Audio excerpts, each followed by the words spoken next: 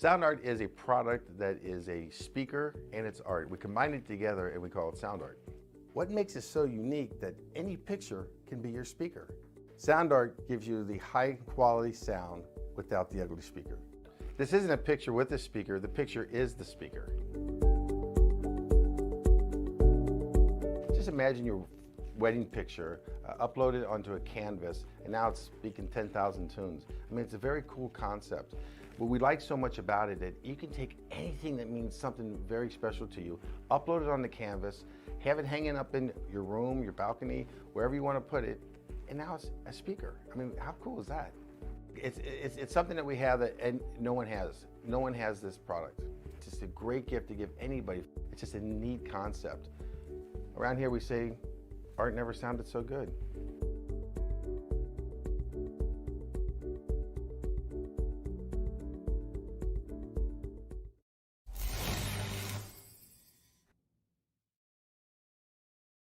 After months of quarantine, we're all interested in how we can become our best self. The team at Permanent Makeup and Cryo is here to help you get the flawless makeup look every day without the extra effort or time.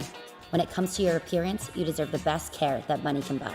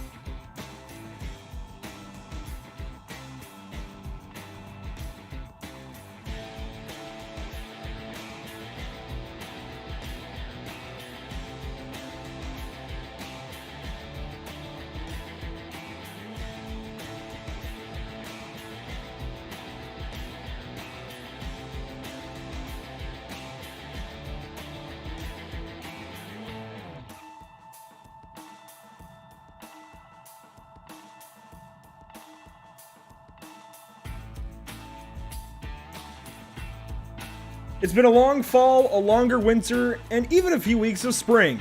That said, it's a new year, and we bring new drivers and new tracks to a new campaign for the IORL IndyCar Series.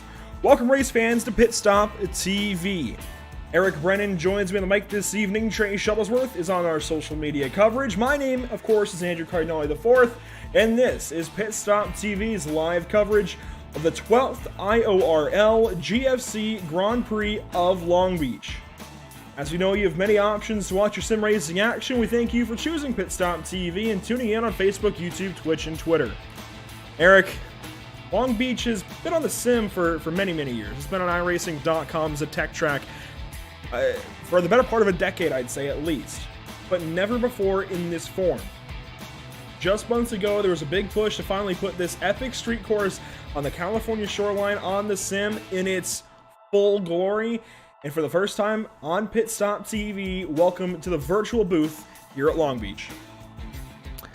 Thanks a lot, Andrew, and it's an absolute pleasure to be here. And I've been looking forward to this ever since you told me this was on the calendar, because when I think of Long Beach, I think of one word: prestige. And that's whether we're talking about the real-world setting that's going to take place to end this year's NTT IndyCar Series season, or here on the sim racing platform, because to be the best on this track and this layout, it is going to take a lot of precision on a track that is also difficult to navigate by yourself, let alone with competitors in and about. But the scenic value of this venue, even on the sim platform, is amazing, and hats off to you for putting together a number of camera packages that are truly going to highlight the beauty that is Long Beach, especially because I believe a lot of us are hoping to get here if we have not been here already.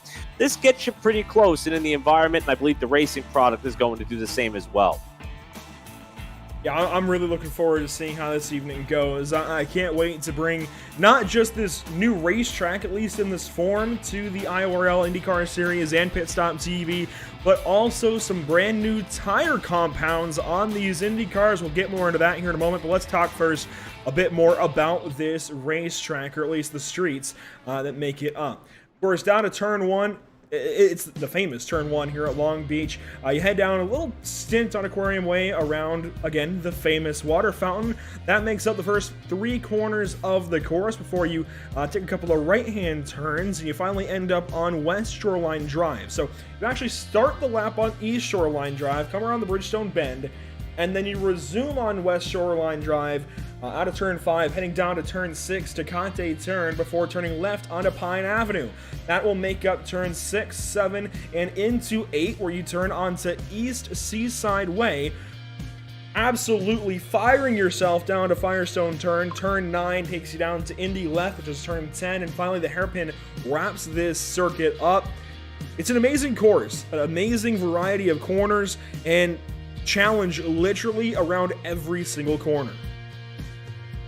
Yeah, and you've seen in the highlight reels for past IndyCar events or open wheel events that have taken place on this layout, we could have some major problems in some corners. In fact, there was a sports car race here not that long ago where the hairpin literally became a roadblock in one of the closing stages of the race, and that could in fact happen here. We saw some close calls there. The only difference that you'll see here tonight versus what you would normally see if you were watching, whether it be an IMSA race or an IndyCar event here, is tonight's winner may not be able to jump into that famous water fountain, but it can of course catch somebody off guard. And Andrew, we're also going to be talking about that long front straightaway as you come down East Shoreline Drive through Bridgestone and up towards that first corner.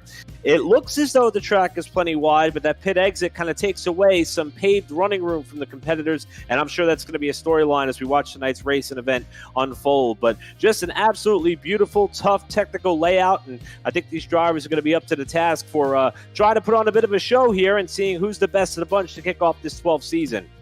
Yeah, drivers will have to reach into their helmets and adjust their glasses, I suppose, heading down to turn number 1. It's going to be a very tight entry. It's going to cause, I'd imagine, some problems during our green flag pit stops that we absolutely anticipate this evening. That's going to change things up, and I'm just looking forward to this race. I'm really a little bit giddy to get into this one. I talked about tires a little bit and how that is a new thing, or at least a new, I guess, difference these guys will have to deal with. You can see while these drivers sit on pit road currently during their drivers meeting, actually, that there are some red sidewalls on most of these cars right now, actually, as well. I do see it looks like the number 32 possibly of Seth Stridle currently has the black primary tires, the Firestone Firehawks that are raced across all 3 disciplines of racing in the NTT Data IndyCar Series. But you see those red sidewalls, those are the Firestone alternates. They're softer compounds, so think just like a normal hard and medium, or medium and soft tire in F1, right? You've got the couple of compounds that you got to work with. You don't have 3 like F1 races usually have, but you have 2 compounds you can go back and forth with. One that's a little bit harder will certainly hold up for a much longer period of time, but what we're hearing from these drivers this evening, Eric, is that the setup these drivers have to deal with, being a fixed setup race, is not breaking those primaries in quite like they'd want. So I quite honestly expect, considering I don't believe the sim actually requires drivers to change compounds, at least once during this race, I expect either full races of reds from these guys, as they do have 3 sets in the pits once they take the green flag, or maybe 2 runs on reds and 1 run on the primaries. Yeah, because of course the other element when we're talking about the tire compound is tire degradation, and usually those softer tires, or the reds or the alternate tires, they usually don't have as long of a lifespan on them, but we haven't really gotten a gauge as to how long they truly last. I know that we've kind of polled a couple of people, one of which our very own Corey Rexford is going to be taking part in this race. He helps us out on the platform numerous times throughout the week, but tonight he's strapped into the virtual cockpit, and we just haven't gotten a feel as to what the lifespan differences are between the 2 compounds of tires. So I agree. It seems as though that the reds are going to in fact be a bit of the preferred point, but we might see a little bit of trickery, and that was the whole reason why that was not only integrated into the series but also integrated into the sim, to kind of spice things up a little bit on a track like Long Beach, where passing could be at a bit of a premium, and maybe this bit of tire strategy throughout the night will create a little bit of a comer and goer effect in the running order. Speaking of comers and goers, this is going to be one of the comers all evening long. Scottless Rambler. He is the guy to beat on road courses in the IORL IndyCar series. Currently on the racetrack, taking a qualifying time. In fact, he's just started his first flying lap here, Eric, in the Norton 57, heading through a very tricky, very odd section of the course before taking that right off of Pine Avenue and onto East Seaside to head down to Firestone. And this is going to be a very tricky piece of the racetrack. I think this will be the most tricky piece of the racetrack. The fountain will catch anybody out, but this one is just tough to get right because you want to go so fast. You want to rely on the downforce with the race car, but then the hairpin. I don't know how these guys are going to make 65 laps this evening without taking a header into the tire barriers. Yeah, we look at that hairpin and we think, oh, it's just a full lock to the right, and then you get the power down, you're back, and you're good. Well, you see how long this main straightaway is as we watch our List Rambler head into turn number 1 and on the brakes, which may be one of the best passing zones. But if you get that hairpin wrong by any stretch of the imagination, it's going to kill your momentum all the way down that long straightaway up East Shoreline Drive and to that first corner. But I agree with you. Judging so far, granted, we're early in this qualifying session, but I believe List Rambler is going to be kind of set the barometer as to what we can expect to see as we watch this qualifying session unfold. Now we get on board with Spencer Ray, who had a very pretty scary moment towards the end of practice session where his power blipped a little bit, knocked him out of the session. Happy to see he made it back out here, and we could look for him to lay down a pretty sporty lap time as well as he works his way up through the second sector of the course here, now coming through turn 6. So Spencer Ray heading down now to the right-hander of turn 8. And I love how the curbs go much further into the racing line there. I don't know why it always, even when I'm racing here at Long Beach, something about turn 8 just catches me off guard. How the curbing extends into the racing line, but you just run completely over it, completely ignore it. But back into the hairpin here, and you can see with the wide variety of corners and what these cars will have to endure throughout tonight's race, they're set up to do a whole lot of things. Of course, they're set up to take this very fast and completely flat-out sweeper that isn't even registered as a turn. It's just the front stretch, the front straightaway, if you will, before you head down to turn 1. And then everything in here is very tight, very technical, very aerodynamically demanding. But then I don't think anything can really prepare a race car for the hairpin short of slamming all the downforce you've got on it, especially on the nose. And these race cars, I can tell you with the setup, they do not have all front downforce that they can get out of it, and the drivers can't adjust that. It's going to be interesting as the tires wear out, as the front tires especially start to go on these reds, on these alternates, how these drivers are able to cope.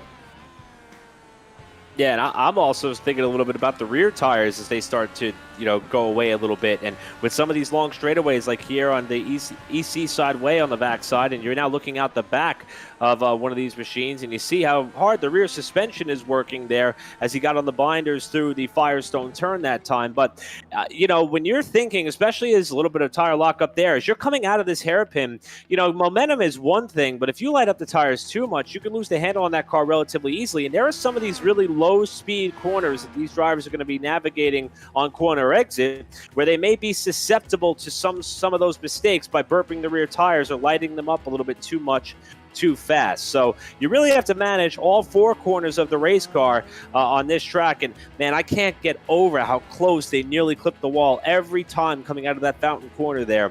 And that's just the product of this racetrack. And I think that's going to be the theme of the night.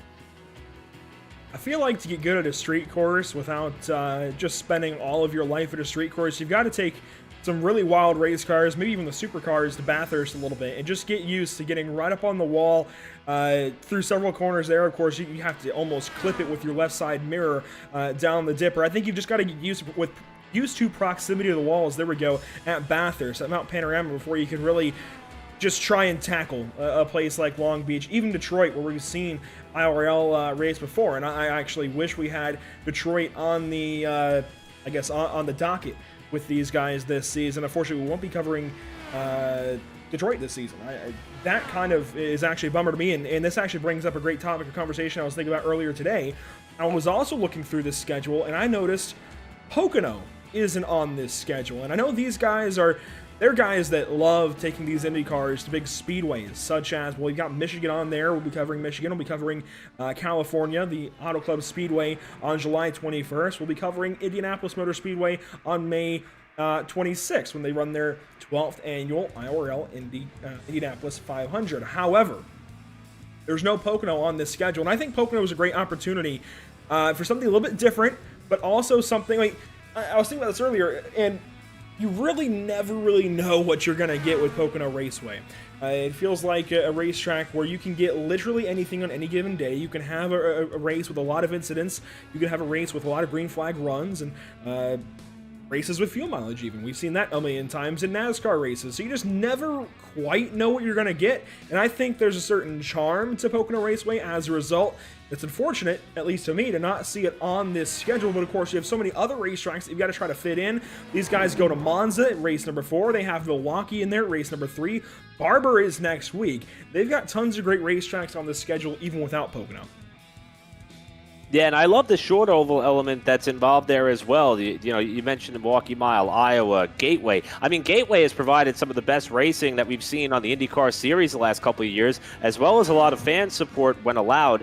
And for that to be the third to last event of the season, I think that's going to be a true test to the versatility of this field. So they got some super speedways, they got some road courses, they got a little bit of a wild card there with Monza as well, kind of throwing that into the mix as far as a venue that has not been relevant on the real-life IndyCar Series side. And I think this series is going to truly test the versatility of all open-wheel enthusiasts, and it might shuffle up things a little bit, especially when we get to those super speedways you were talking about there, Andrew. Can't wait to get there with the Indianapolis 500 being the next event we're scheduled to cover after tonight. And then you get down to that run to the championship. You've got Michigan, Mid-Ohio, Gateway, as you mentioned already, Watkins Glen before heading to Fontana, California. A wide variety of racetracks, even though Michigan and California, they look the same on the outside, but they race completely differently. And of course, the pavement there in Fontana is very worn out and definitely unsettles these race cars as they try to do battle. So a lot of variety throughout this schedule, even without a track like Pocono. And even a track like Detroit. We don't have Toronto or St. Pete on the schedule, so we can't add in those street courses. But, man, it would be nice to have Belle Isle somewhere as they did last season. That said, there's still a great schedule in front of us. And they're going to have not quite their month of May in Indianapolis, but 3 solid weeks. Because they are running the road course on May 12th. They're running their qualifying May 19th for the Indianapolis 500. And then, of course, May 26th is the 12th annual IORL Indianapolis 500. It'll be a lot of fun to check back in with those guys for race number 6, but as qualifying comes to a conclusion, Scottless Rambler right where we expect him atop the scoring pylon. Spencer Ray, second place. Jack Sullivan, third. We'll talk more about the rest of the field. Only 8 cars now, it looks like, turning a time, and one of those 28 seconds off. So I think Corey Rexford is trying to make sure he leapfrogs a few cars, but doesn't set a full qualifying time. And as time expires, these drivers have a few moments to try and set a time right quick before we finally roll over and get ready for your starting grid. And Eric, on pole, I already mentioned it, Scottless Rambler. It's hard to bet against this guy. We've talked about this many, many times here with IORL, with SRCA and more. It's really hard to bet against a guy like Scottless Rambler when you're bringing open-wheel cars to a road course, any cars to a road course for that matter. He's always got it on lock. And right alongside, I think a very surprising second-place starting position for Spencer Ray, especially when you consider that Rambler's teammate in Rick Ray Vaughn did qualify. He set a time, and he ends up 4th behind Jack Sullivan in 3rd. Rounding out the top 5, you've got Zach Buchanan in the 4 machine, Blake Erickson there in 6th, and to finish the top half of the field for you, Eric, it's Warren Keith in the 88 and 7th. Outside of Keith, you're going to find Corey Rexford, as we mentioned, has a bit of pit stop TV background in him. Tonight, he's climbed aboard his number 03 car. Last car to take time in qualifying, as you saw. That's going to be the outside of row 4. Matt Dyer in the 84, first car that did not take time, that will be scored at 9th spot, while Zane Scott rounds out your top 10 in car number 13. Now we'll take you back into row number 6. The 11th starting position is going to be Steve Rada. Outside is going to be Ray Dawley in the 31 in 12th.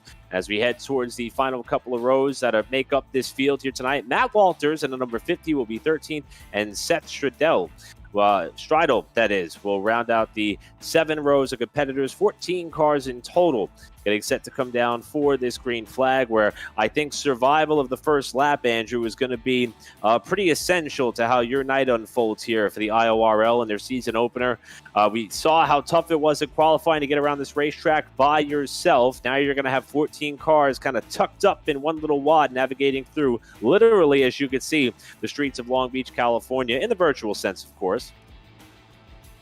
65 laps the distance this afternoon. These guys were expecting about 2, maybe 3 pit stops. A whole lot lies before them. Even if we've only got 14 drivers, there's a whole lot that's about to happen over the course of the next couple of hours. We are here to bring it to you with Pit Stop TV. Thank you so much for tuning in as we get ready to take the first green flag of 2021 with the IORL IndyCar Series. Getting ready to come to the start-finish line, Scott List-Ramler, your pole sitter, Spencer Ray, 2nd place. The green flag is displayed by Barney the Flagman. The green lights are out, and we are racing from Long Beach.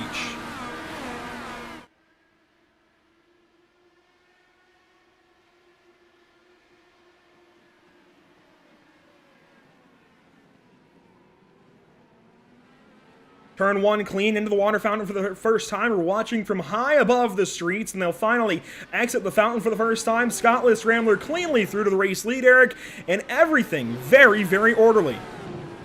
Yeah, so far everybody's kind of gotten in single file formation for the time being, but the competition wants to make sure that they are well within reach of Scott List-Ramler after he put himself out front in qualifying, and they do not want to let him get away after he bested the field by 0.3 of a second. He's got a little bit more than that in the pocket as he takes the lead down the backside of East Seaside Way for the first time. They'll be getting on the binders to the Firestone turn. We'll look high above, and you see Spencer Ray close up big time there under braking. This is an opportunity for Ray to try to learn a little bit from the fastest car in town, but we got a good battle for third starting to develop as we approach the hairpin to come around and complete lap 1. And Spencer botches it. That's the problem with the hairpin. It's so tight and there's so little front grip because you're not moving fast enough for the front downforce to really do a whole lot for you. Even if these race cars produce somewhere in the nature of 5,000 pounds of downforce, you're simply not going fast enough for it to make a difference. He does hang on to 2nd place into turn 1 and the wiggle, and he's around hard to impact.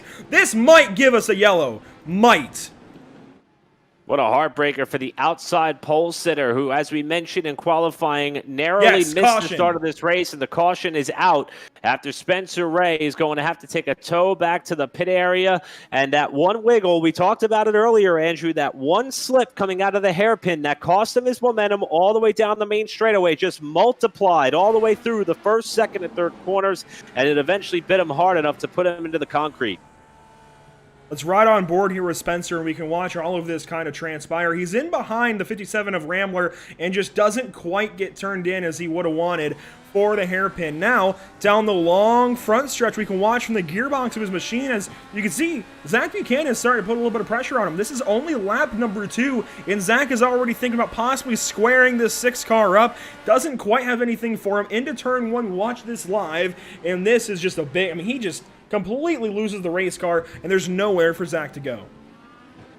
Yeah, I would not place any blame at all on Zach Buchanan right there because of the fact that it's pretty hard to avoid a competitor who gets that far sideways and has to lift at that level of a pace a huge speed significance or difference, I should say, that we saw when Spencer Ray had to gather that car back in, and we'll have another look at it here. This is as they came out of the exit of turn number 1, and you can't fault Zach Buchanan for trying to size him up or square him up, as you said, Andrew, but that one bobble was just enough, and Buchanan had nowhere to go. There was nowhere else for him to be able to try to shift drivers right, or he would have met the concrete himself, and honestly, Buchanan's fortunate that he did not get swept up in that crash in a bigger capacity.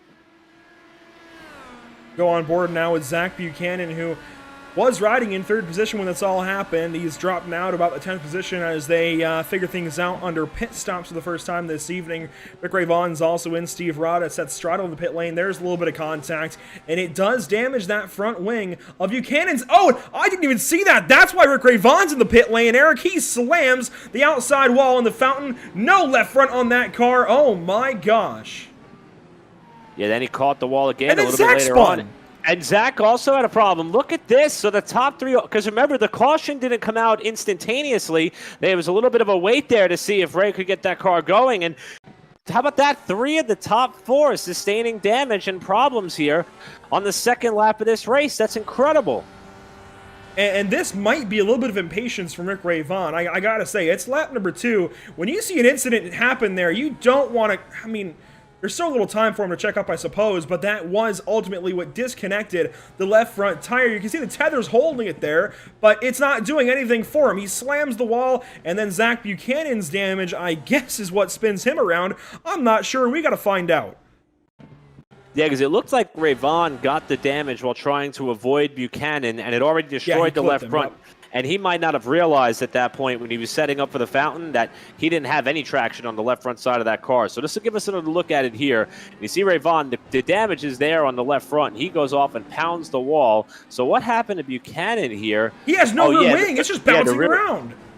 Yeah, so that impact from behind by Ray Vaughn is detached the rear wing, and when he went to go lean on some of that rear downforce, he obviously didn't have any. I was wondering why I saw Zach dropping through the running order. Now we know everything that's gone on between turns 1 and turn 5 on lap number 2. That's insane that we just had all of that culminate in some pretty big impacts, and somehow in all of this, Seth Stridle is also going to have a problem. See if we can't find out what's happened to the driver of the 32 car. This is going to happen quite a ways back, but I believe we've found it, or should at least be able to get a look at it. Yeah, hopefully we'll be able to pull up that footage. As you can see, we've had our eyes on so many different things that were happening on this opening few laps of this race, and it kind of reminds me of that year where you had so much insanity when about the top 4 crashed out coming out of the pit lane one year at the Long Beach Grand Prix. But so far, as we mentioned, 3 of the top 4 in the running order. I've just seen a small preview. I'm sorry to step in. This is not going to be good. Well, let's see. This is coming to the green, it looks like, as they're heading down the front straightaway here, and you can see just kind of riding here, 3rd to last car in line. And coming down to turn number 1, trying to make some moves here, trying to make up a couple of spots. Got 2 passes made already. Decides to back off here coming through turn 1. And then this is coming through the fountain corner. Got a little bit sideways there. So far, so good as they come through that corner. I believe troubles are coming, though, Andrew. There it is, turn 4. And he gets collected by, man, I can't really tell who that is actually at first. That is going to be the 3 of Steve Rada. So that explains Stridle and Rada in the pit lane as well. I think Rada was able to drive away, of course, with no front downforce at that point. He's lost the entire left side of his wing. But, oh boy, this even happened well before the incident in turn 1 with Spencer Ray and Zach Buchanan. But a whole lot has happened, and only 2 laps of green flag racing complete. Not even one. So exactly, and not a good night for drivers who were named Rada, because we saw that we had one of the, well, I should say, if you have an R in your last name, you're in trouble in this race so far. As we see Steve Rada plow to the backside there of Stradell as they came out of that corner, and obviously the other R driver that we were talking about, Spencer Ray, Rick Ray Vaughan, all kind of caught up in some trouble here tonight. So Corey Rexford, there may be a target on your back here if you are running up in the front of this field the way that this race is unfolding, as we continue to navigate under the caution flag with the pole sitter continuing to hold it down at the front of the pack. It's Scott List Ramler. Now he's going to have some new company behind him, though. as we've got Warren Keith, the new second-place runner, Matt Dyer, and Corey Rexford, a couple of the final cars who put down laps in qualifying, rounding out our front four. And then you'll find Jack Sullivan kind of tail-ending the top 5 for now. All I've got to say in our first few laps of competition here at Long Beach is wow. We've certainly found quite the race to have our first show at the Long Beach Street Course. I'm still just completely blown away by everything that's gone on so far. I feel like this is one of those are you not entertained moments where we've just had everything get topsy-turvy in the first lap or so. We haven't even gotten to talking about which tires these drivers have selected for the start of the race. You can see Scott Rambler on the alternates, Warren Keith in second place, though. He is on the primaries, so we've got a difference there in just the first 2 positions. You go further back, we've got, it looks like, 3rd and 4th both on the alternates. Jack Sullivan is currently on the alternates as well. Zane Scott, he's on the reds. Matt Walters, Blake Erickson, Steve Rada, Rick Ray Vaughn. Zach Buchanan started on primaries. I noticed that in the replays, and it looks like he is still on those black sidewall tires. But let's see. Ray Dolly, he's also on the primaries. Spencer Ray, he has rejoined the pacing field. He's on reds. And Seth Stridle is rejoining the field momentarily on reds. Yeah, so we're still going to keep tabs on the tire strategy. And one other element that we've yet to mention here is the fact that these drivers do, in fact, have a push-to-pass available, or a push-to-pass option, I should say. All these drivers in the field were given 10 pushes of that. We were talking to our social media guru tonight, Trey Shuttlesworth, and he kind of mentioned the fact that that is something that a little bit antiquated. Sometime over the last few years, IndyCar shifted over to a timed element. But tonight, they've got 10 opportunities to get a little bit of an extra boost, so we'll be monitoring that for you tonight as well. But the good news is we appear about set to go back to racing, and let's see if we can get more than 2 laps in here under the green flag. Out of the hairpin, before we go back green flag racing, Warren Keith, second place. Can he do anything off this restart? The answer is no. Scott Rambler, a beautiful start, pulls well away from the field, and he's going to have a huge lead down to turn 1 as Matt Dyer and Warren Keith do battle. And that battle is going to continue for second spot. And you see Dyer had to look down low, elected to pedal it, so that way he and Keith could survive another day. But here comes Corey Rexford up on the rear wing of that car. What's going to turn into a race for third. You're on board with Rexford here as they come through the right-hander. That leads him now down this curved sector of the racetrack and up towards the straightaway that will lead him up to another left-handed corner at turn 6. And Rexford's trying to make up some ground. So far, so good, though, throughout this first half lap after the restart. Rexford, though, peaking, now looking. Here's the battle for third spot. Oh, and he just cuts him off. Complete carnage. This has got to be another yellow. This absolutely, the whole track is blocked. Oh my gosh, Baku all over again. And everybody comes piling in late as they came around that corner that leads you up to East Seaside Way. I'm just blown away by the fact this race started out this way. They're still crashing, guys. There's a caution. Piling in. Oh my gosh. And Ray Dolly, he's upset. I think reasonably so, but needs to be upset with himself over piling into that. He's now going backwards. He's going to get a penalty, I'm sure. He's just been disqualified by the sim, not even by race admins. I can't believe this. This is not at all what I expected, nor did anybody expect this, I don't think. This is blowing me away.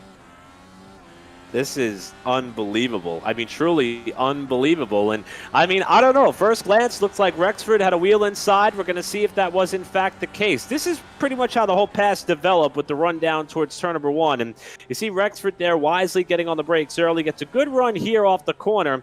Stays with him through the fountain. Looks as though he's actually going to gain a little bit of ground here as they head up towards turns 4 and 5, the pair of right-handers that lead him up towards West Shoreline Drive. And I thought he was sizing him up here in a pretty good spot. He's going to close up here through turn 6. And that right-hander that leads you up to the far side of the course is a really good passing opportunity. And that's where they're coming here. And he's going to look inside. I feel like he's there just about. I don't know how to place blame on that one. That looks like a racing incident to me. But for the rest of the field, it was absolute carnage because there was nowhere to go. I think that's a racing incident until you remember this is the first restart of the race after a lap 2 incident, and I'm gonna have to call Corey Rexford out. I don't think he should go for that pass that early in this race. That said, he obviously did go for the pass, and he had relative position. I mean, it's so tough to say because you don't know exactly if iRacing is going to output that message. There is a little bit of overlap where you might not get it from the iRacing spotter. You can see he just gets to the inside. That's a tough one because he actually slowed up a little bit more than the, I got to think on car numbers here. He had slowed up a little bit more than Dyer into the braking zone and then kind of closed back in. That's just a mistake, I think, mostly on Rexford, mostly on Corey for sure. But at the same time, if Dyer did get that message from the iRacing spotter, you've got to give an opening, but how are you going to do that on a street course? This is a really unfortunate scenario, I think. Any other time in the race, it wouldn't be that big of a deal. We have torn up a lot of stuff very early in the going. I did not. We kind of knew that there's a lot of potential for carnage when you come to a street course of any nature, but in this magnitude, first we have the big wreck that takes out a number of the top 5 competitors. Now we're stacking up the whole back half of the field.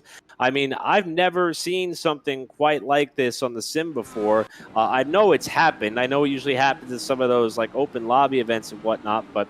And I'm sure that for all these drivers, I think everybody's frustrated from top to bottom. This is not how I think anybody anticipated this night to go. And for some of these competitors, the hits just keep on coming. A lot of the cars that came in and got repairs after the lap 2 crash, they thought they had a chance at redemption here, worked their way up through the field, and they end up just driving into the smoking pile with everybody else.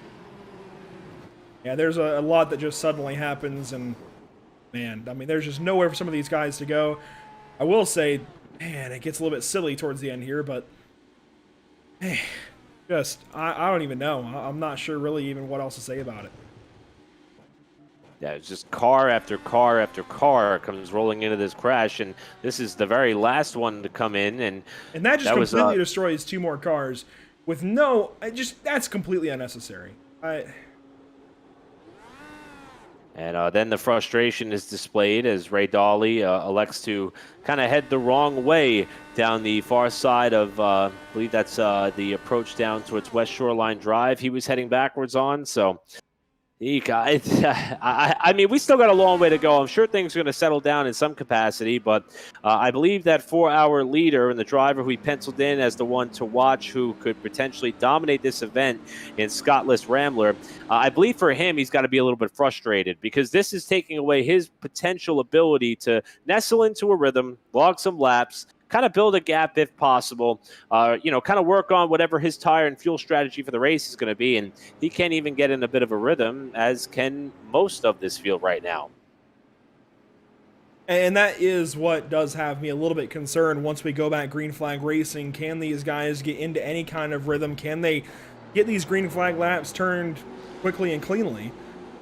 That's something we usually talk about on oval races or during oval races, trying to get into a rhythm and trying to get laps knocked out of the way. We'll see. We will see. This has been a wild start for sure to the 12th season of the International Online Racing League. A lot's gone on and a lot is yet to happen. Yeah, still got a long way to go. As you can see, we're just now working lap number 9 of 65 in this event. And we were talking about the fact that we may see 2, possibly upwards of 3 pit stops. We have the 2 different tire compounds to keep an eye on, the push-to-pass element, which as of right now, I don't even think I have to check it, but I will just to make sure that I'm not giving away false information. In fact, Blake Erickson has pushed the button twice, so I believe for the start and the restart is what took away 2 of his 10 attempts. But the majority of the field still has all 10 left in the bank for the duration of this event because we really haven't gotten up to pace at any point. But hats off to Erickson, though, because I believe I may have done the same thing. Starts and restarts are perhaps the best opportunity to try to make that happen. And he finds himself up here in about the 3rd spot as they run. So the question is, with a restart upcoming, is Erickson going to do the same thing, perhaps get on the button and try to see if he can get up to and pass Warren Keep for second, as I believe we may be coming to a restart. Hopefully, fingers crossed, this next time by. Is it just me, or is he favoring that wheel a little bit to the right? It looks like maybe he's straightened out now, but especially between 4 and 5, It looked like maybe his steering was knocked out for a moment, but I think he's okay. I think the toe is all right on that number 45 car. Started 6th, currently 3rd, and of course has been as high as 3rd as he is now in behind Warren Keith and Scottless Rambler. Man, I have no clue what's going to happen here, Eric. I completely thrown out of the loop. My mind is boggled for sure. We got a couple of cars that I believe have either retired from the event or gone a couple laps down. One of them being Ray Dawley, who is shown -3 right now for this race. We've also got Seth Stradell, who is -2 in 13th. And then Spencer Ray, the outside pole sitter, was showing him one lap. Only 8 cars right now on the lead lap, the last one of which includes Corey Rexford, who was involved in the crash that put us under the most recent caution. So the hope is that he got most of that damage repaired. But we do see more than 10 cars, as a matter of fact, still on the racetrack. So it looks like everybody's going to try to give this another go, as we may be getting set here for a restart. And the question is, will we get more than 2 laps in under green? I guess we're about to find out. And will Ericsson be on the button? I guess it's go time.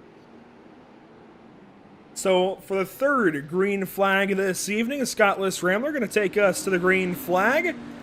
Warren Keith, 2nd place. We'll see what he can do down to turn number 1. The entire field underneath the flag stand. A much better start for Warren Keith, and already going to bring the fight to Scottless Rambler. A fantastic move. Yeah, you know you're not going to have many opportunities to get by Rambler as he almost gets hit from behind by Ericsson, who keeps it out of the wall but loses 2 spots coming through 1. More contact maybe from Zane Scott to Zach Buchanan. They keep racing for now, but what a treacherous start once more. We are a green flag here on lap number 10. We'll see if we get back around cleanly, and I think we should. Of course, Zach Buchanan and the rest of the IORL admins, they're quick to talk to these drivers when problems are going wrong, but so far, so good, it looks like. Warren Keith leads down to turn 8 for the first time. We have a lead change, and he's doing his best to step out and away. And that was pretty much as perfect of a restart as one could have at Long Beach. And Scottless Rambler finds himself in a precarious position. That is 2nd. We didn't see him any further down the running order than 1st in qualifying. Ran very well in the practice session, and looks as though we've got another crash, Andrew.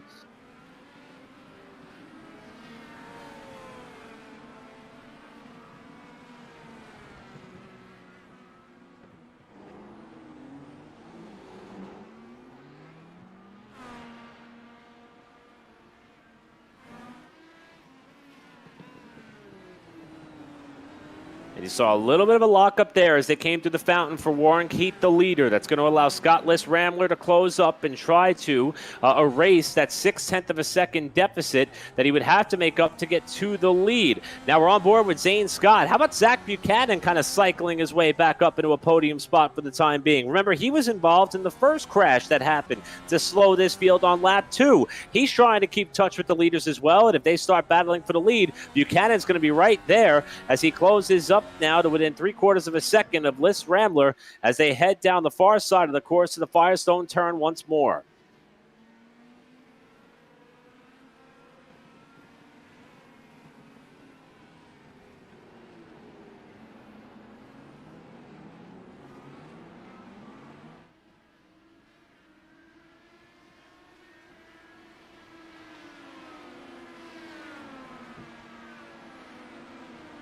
Zane Scott in a bit of a slipstream here. We'll see if he's going to elect to use the button. So far, he stays in line as they funnel their way out to as far as they can in order to try to protect the position on the approach to turn 1. But he is still closing up here on Buchanan. Got a great battle developing for the lead. Got a great battle developing right here for 3rd as well, as the front 4 are all trying to settle it amongst themselves. We talked about getting into a bit of a rhythm, but right now things appear hot and heavy at the front. Well, that's what they've got to do. They've got to stay close to one another and use each other as cues, as Warren Keith has got to challenge to turn 8. Scottless Rambler very close that time in the braking zone, but no dice. I think they've got to use one another in order to get into a rhythm. You've got to stay close. You've got to use each other as braking zones, even turn-in marks, and you've got to see what other people are doing, trying to key yourself in. It's what you've got to do throughout the rest of this race. They're doing so for now, and it looks like it's working decently well throughout most of the field. Blake Ericsson, though, stopped. He's spun around out of turn 10. and he was running 5th at the time. Remember, he was as high up as 3rd on the restart. You see Ericsson getting the car righted. No major damage to the front wing of that car, despite light contact with the wall, as the leader heads down the front straightaway once more. And Andrew, one thing I've noticed here, tire compounds. We talked about it. Warren Keith is on the black primaries. Meanwhile, his competition, one of the fastest cars here so far tonight, and Scott Liss Rambler on the reds. So that opportunity to jump out and pass should be presenting itself right now for Liss Rambler. So he may just be biding his time right now, because all the data we've compiled so far tonight should show that Liss Rambler should be a tick quicker right now by tire choice alone. If you add pace to it, he's shown plenty of that tonight as well. But I think this is an exceptional exercise of patience that we're seeing out of the number 2 car right now. I should say second in the running right now. Ted Straddle comes down the pit lane while Scott Liss Rambler continues to try and find a way up to Warren Keith. I'm with you, Eric. I'm surprised that these red alternates are not helping the 57 get up to and around the 88 car. That said, with all the troubles early in this race, I think Scott is probably content sitting where he is. You don't have to lead every single lap of this race in order to win it. You've just got to lead the last one. So if he just sits here, sizes up his competition, and just waits for these tires on the track to come to him, he might have something worked out. And the fact that he's not using the slipstream down to turn number 1 tells me he's content. Yeah, we also haven't seen him get on the button for the push to pass yet either. Both of the top 2 still have all 10 remaining in the bank, as does Zane Scott, who runs in the 3rd position. So everybody perhaps trying to save their best for last, or if the event they get another caution flag. But very impressed with the pace of Warren Keith, and you got to love that Ferrari-style livery with the Italian colors on the rear wing. You can see where his heart is as he defends way inside here, and he's going to let Liss Rambler by. He just pulled aside and let him go. I'm not sure if that was just by choice or was that a penalty for shortcutting somewhere. I don't think he can shortcut on Long Beach, but he just let him go. I'm not sure. I mean, I have no clue as to why he would have given that up. He might start to feel the tires start to go away. Now, we've been told the Reds don't really feel like they fall off a cliff. Maybe the primaries do, and maybe he's used up those tires enough where he is already feeling the effects thereof, and he's just got to give that spot up. He could also, man, he is way off the pace. He may have a time penalty from somewhere. He is really giving up time. Yeah, just watching him kind of relinquish and surrender what is going on with this driver who led after the restart. It took the lead after the restart, I should say, and we're now on board, but I'm trying to get a gauge as to how this car is handling, and just appears to be extremely cautious on his approach and exit to these corners. And just behind him, I believe, is one of the cars that maybe 1 or more laps down, who's gotten up to and near that of Zane Scott, who holds down 3rd. A big gap of 4 seconds that we have here. And you see here as we're on board with Rick Rivon, who is trying to make up the 1 lap that he lost by virtue of his involvement in the crashes. He did not restart here. He restarted at the tail end of the lead lap machines. He's up to 3rd in line, and I think he's trying to get his lap back the old-fashioned way, but he's got to do some work in order to not only catch Warren Keith, but to get up to our race leader now in Scott Liss Rambler. And a position change for 3rd place as Corey Rexford has moved himself up to bronze on the podium and gets ahead of Zane Scott. We thought that maybe the 13 had something going on. Looks like maybe not. Oh, he doesn't have a front wing. Oh my gosh, is he going to pit? I would imagine he'd have to, and yes, he does come in the pit lane. What has happened here to Zane Scott? He was following behind Rick Rivon, and we found it here. We'll bring it up in just a moment. He has had a big problem. And here it is. Zane Scott takes a spin and loses 3rd position. So as we were on board with Rick Rivon, that is why we have a new 3rd place.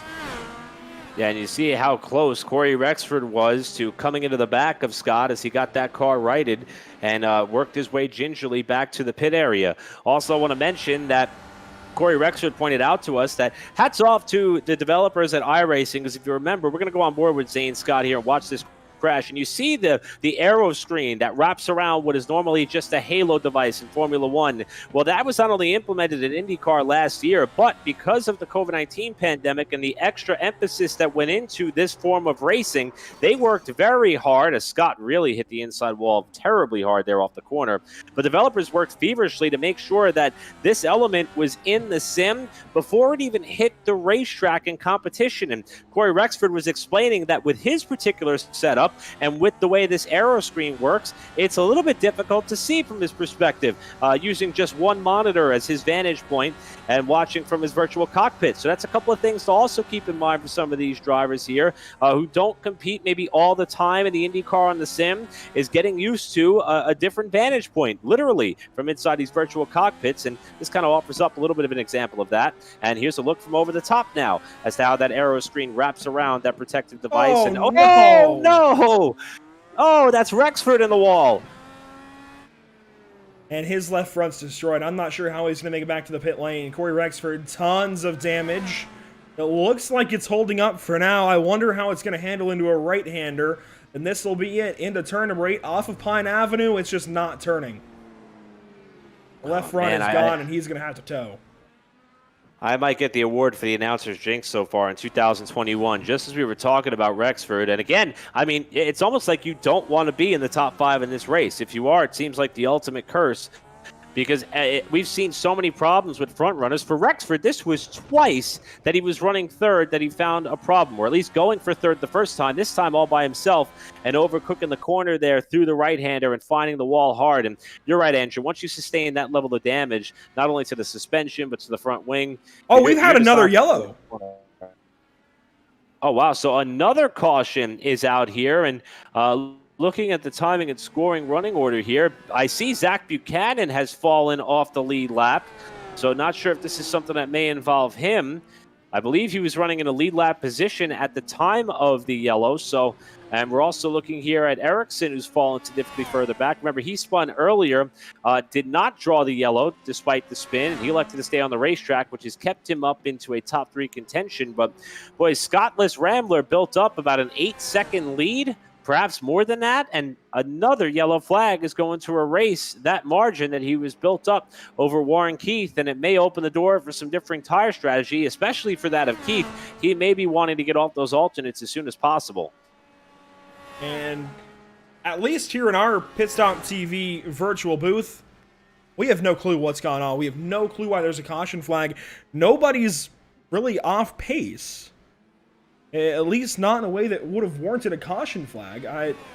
This is bizarre to me, but we do have the pace car on the racetrack and picking up the race leader, Scottless Rambler. This could be an effort to keep the field together, possibly on-the-fly competition yellow. This is interesting.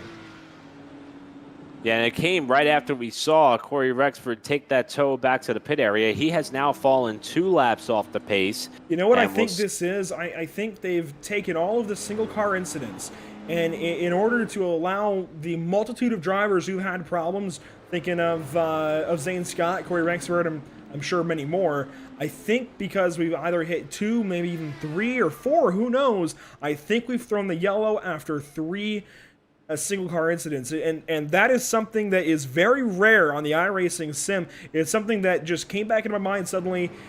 It's something we did back on the console, back in NASCAR games. You know, sometimes you would try not to use the cautions within the game because they would break some things, glitchy, whatever.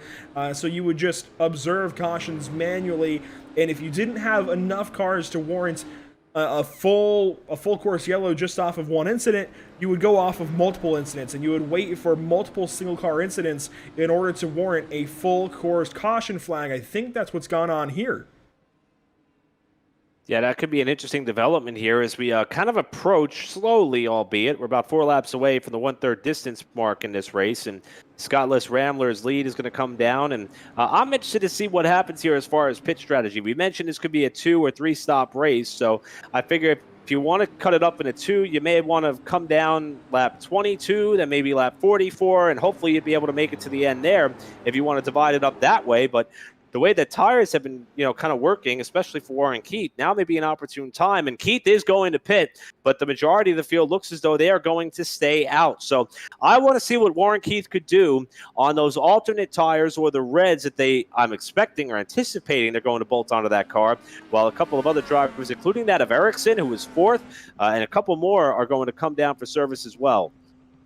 Walters, Ericsson in the pit lane. Keith, as we saw, he's up on the jacks, and he is putting on reds. He's going to the alternates, and I think that's going to be the choice from here on out, I'd say, especially if we keep getting yellows. We're in that area where I think we've got just one stop, possibly 40 laps, probably 20 laps apiece, thereabouts, give or take an extra couple. But I think we're getting to where we'll probably see 2 stints of alternates to the end. There is no tire rule, no requirement that these drivers have to take both primaries and alternates within this race. But I think we might be seeing some of those drivers do that for the first time. Yeah, so this is definitely something we're going to be keeping our eyes on here as far as pit strategy as this race continues to unfold. And I was very surprised with the pace that we saw out of Warren Keith after that restart. And, I mean, this is going to work out right in his favor because with those fresh reds, he's going to line up by virtue of cars that have pitted on the lead lap. Basically, everybody on the lead lap except for Scott List Rambler came down for service. Then all the cars 1 or more laps down came in for service as well. And it's going to allow him to cycle his way all the way up to that P2 position in the running order and offer up an opportunity to battle for the lead again. So as we often say, this changes everything. Not really sure what to expect. I think our best judgment puts us towards expecting, again, likely 2 stints to the end from this point in this race, I'd say. Maybe a third if you're really trying to push some reds. But from the way these guys were driving and they weren't really seeming to lose much grip, I don't really know. I think we're maybe expecting just 1 more pit stop under green flag conditions, especially if we were already expecting 2. Splitting this race up into equal parts would give us a pit stop around this point in time. So if we were going to split this race into thirds already, I think this is about when we'd expect it. As it is. So I think this just plays into the wheelhouse of so many driver strategies. Yeah, and I think the timing of the yellow was also very convenient considering how often we thought we would see stops, even though these drivers come into this race. But as you mentioned in the lead-in, 75% fuel load. This race is going to be 65 laps total in length, and they have 3 sets of tires in the pits waiting for them. So I thought that timely is perhaps the best way to phrase when this caution came out and when we're going to go back to green, because we're pretty much going to be at the 1/3 distance mark, which would split this race up depending on pit strategy and how things may fall. And also, if I'm Scott List Rambler, I mean, it actually may not be the worst idea to stay out now, because if you want to stretch things a little bit, and if you're fortunate enough to get the race to stay under green, or even if you pit early, you're the leader. I mean, you're probably going to be able to get off the pit lane before you go a lap down. And if you could stay on the tail end of the lead lap and the yellow falls, unlike what you would see on an oval track race, you would cycle back up to the lead anyway. So pitting before being caught out by a caution is less risky when you're in the position that he's in right now. So it's going to be interesting to see how the yellows continue to fall. And we got a couple of cars pulling off there in turn number 1. That looked like it might have been Walters even. I looked as though that car is going to rejoin here at the tail end of the pack. No, that was Steve Rada falling to the tail end of the field, but that was bizarre under the yellow flag. And we'll just see what happened here to Steve Rada. I just happened to notice it on the distance there, Andrew. I just saw him overcooking that first corner, and let's kind of see what that was all about. I think he's giving positions back to some of these drivers that have to pass, given the nature of the fact that it is a street course. Yeah, he's letting Zach Buchanan and other lead lap drivers go by. Steve Rada, 2 laps down in this race. That's just an effort to get those guys around him in a clean and orderly fashion. And it works out, I think, for Steve Rada and those guys that were trying to get on by. While we have a moment here, let's talk quickly about some of the partners here at Pit Stop TV. Of course, Tucson Sound Art, your picture, your music. Use promo code PitStopTV at checkout on TucsonSoundArt.com for 10% off of your order today. Of course, these broadcasts brought to you by Race Pace Setups. Use that Discord bottom right to join their server and grab yourself some amazing GT3 and Porsche Cup setups today for the iRacing.com sim. I promise you will pick up pace with Race Pace. Of course, these broadcasts also brought to you by Permanent Makeup and Cryo in Maine, where you deserve the best care that money can buy. And they will absolutely take care of you up in the great state of Maine. They've got more locations now than I can even keep up with. Of course, at first starting in the Lewiston and Auburn area of Maine, but now branching out to several other locations, including Naples and otherwise. And of course, these broadcasts brought to you by Whiplash Media, the official graphic and camera provider of Pit Stop TV. Scott List Rambler brings us to the green flag once more. Lights out, we're off and away, the flag drops, and we're back to racing at Long Beach.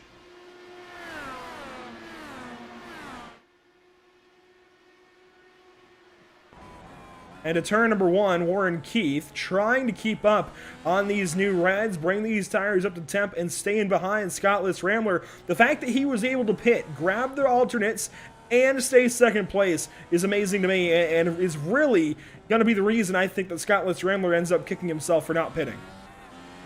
Yeah, we'll see what kind of pace that Warren Keith is going to be able to set here now that he's, I wouldn't even say on an even playing field, but I think he's got the edge with the fresher tires, and those are, again, newer reds, and as you just mentioned, Scottless Rambler pretty much on the same tires, I believe, that he started the race on. He was the only one who's pretty much been able to avoid trouble throughout most of this event, and here comes Warren Keith with a big run down the far side of the track as they approach turn number 9. They'll come through that angle of the corner, now through the Indy left at turn 10 with the hairpin up ahead. This is where Warren, he almost tagged the back of Les Rambler that time, and he's going to lose second. And third. That was Rick Ray Vaughn that went on by for the third position. So Warren Keith, I don't think he picks up any damage. Thankfully, stays off of the back end of Scottless Rambler, but now 3 seconds almost already opened up for your race leader, and they'll battle for second, for third, for fourth, and for fifth into turn 1. So just as we were talking about how we thought the scales may have tipped in Warren Keith's favor, he makes a mistake through the hairpin trying to size up Les Rambler for the lead, and it's cost him a couple of spots. Now he's trying to get up to the back of Rick Raven as they close up here. Oh, and a car on the wall behind him. Is that Buchanan? That's Zach Buchanan. Hard in the outside tire barrier. He's got no left wing. Thankfully, it looks like the left front stays on that machine the same corner, the same way that Corey Rexford exited this event. And Zach Buchanan's got problems. Warren Keith moves up, stays in fourth, but now loses some of the pressure from behind that Buchanan was starting to put on that 88 car. And Buchanan's going to have to take a trip down the pit lane or start to suffer over the course of this run.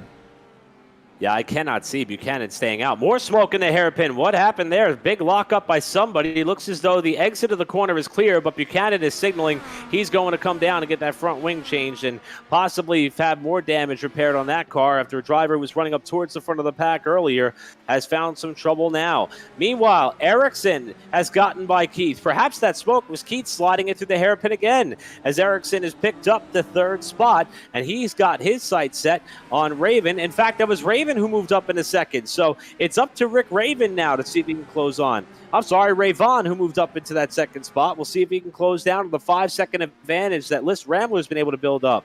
Warren Keith looked to see him darting back and forth behind the 45 car of Ericsson. Stays in behind Ericsson for now and is going to follow Blake through turn number 8 as Matt Dyer starts to bear down on these race car drivers. And we'll see what Dyer maybe can do from now the 5th position. Rick Ray Vaughn, though, up ahead of these drivers, is going to lead them into turn 9 and is going to start to try and catch up to his now teammate in Scottless Rambler.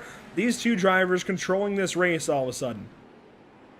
And think about second chances in this race so far. I mean, Rick Ray Vaughn is somebody who was involved in more than one incident today. Remember Ericsson, he was involved in a crash by himself. He's going to pull aside potentially, unless that's a big league attempt at a defense move there. No, he's going to allow Warren Keith to go by as they approach turn number 1. Now it's up to Matt Dyer to try to see if he can make a move.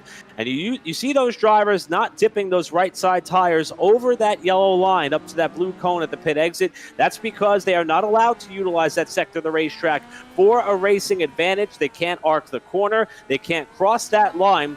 And even if they're exiting the pit area, they have to stay on the opposite side all the way up to where that cone is. That's something that Andrew Cardinale IV and I were talking about leading into this broadcast and thought it may be a factor if we get down to some very close battles for position late in the going of this race, with people trying to find any advantage that they can as things finally settle out a little bit here for this battle for 3rd, 4th, and 5th. Starting to put time between one another as the top 3 drivers start to pull themselves away from Blake Ericsson, Matt Dyer, and Matt Walters, who is suddenly in to the 6th position, albeit 23 seconds back of his closest competition in Matt Dyer in the 84 machine. So everybody very, very spread out, but especially Scottless Rambler, who's already into turn 1 over 5 seconds to his teammate. Yeah, what an impressive restart for Scottless Rambler to be able to fend off Warren Keith all the way up till they got to the hairpin. And then once he got some breathing room, it's just been all focused forward. And, you know, one of the things that I love by watching this perspective is you don't see his hands be all that busy. And I mean that in the sense of he's not counter-steering or counteracting to any of the corners in the opposite direction in which he's aiming. And we got a problem here on the racetrack. There's a car, I believe that is, yes, that's Seth Stradell, who has slowed to what may be a stop here, and we'll see if he's able to get back to the pit area, or he's just going to fall to the tail end of the field. That's a lot of damage. Go back and we'll find out what happens here to Seth Stradell, and trying to go back and see what happens here anyways. We'll take a trip back and see if we can't find out what's gone on for the driver out of Ohio. It looks like we haven't found it just yet. I'd imagine it's going to happen somewhere around the fountain. No, this is going to be into turn 1. And oh my gosh, he had just pitted. Leaves the pit lane, and he's already counter-steering like that, and quickly finds out it's just not going to work. Did he pick up damage leaving, or did he just find out suddenly that it wasn't going to work? Yeah, I'm curious if he had pitted perhaps to repair damage that may have been pre-existing, and maybe they didn't get it repaired before they set him out. We're going to see here and watch the pit exit and just kind of take a look at what may have happened here as Stradell is going to be exiting the pit lane. It looks as though he's already kind of cocked pretty far over to the left just to get that car out. So I don't know if he kind of canceled the damage repairs to try to avoid losing too much time, thinking he can get away with it at that point, but he's already in some big trouble as he's trying to rejoin this race and eventually had to limp that car back around. So it doesn't quite work out for the driver of the 32, and he will have to try to find a way to slot himself. You know what? I give this guy props because he is trying his darndest to continue on, but this is going to end up impacting somebody if he isn't careful. He lets one driver go by. I'm not sure exactly who that was, and I mean, I give him props for trying to steer this race car around this course, but I don't think it's going to work for long, and I think at this point it's going to be a liability. Yeah, right now, fortunately, we don't see any competition closing up on him. Boy, he is having to do everything possible to get that car stopped. And also, judging by timing and scoring, I believe that our leader may have pitted, according to the standings that I'm seeing, in Scottless Rambler. And the delta that I see that has swung there, we'll see, unless that's perhaps just the way that things are situating in our timeline. But I believe that Rambler may have come down for service, it looks like. And how did we miss this one, Eric? He's going to have to pit an extra time. He's still got to pit once, and he is how many seconds back? He is over 30 seconds back of Warren Keith, the race leader. So unless we get a caution, this one just completely slipped by our minds. He is 30 seconds out of a race win. That said, he was working on 6 seconds before we took that replay with Seth Stradell. I'm sure he can make it up, but it's going to take a lot of work over the next 37 laps or so.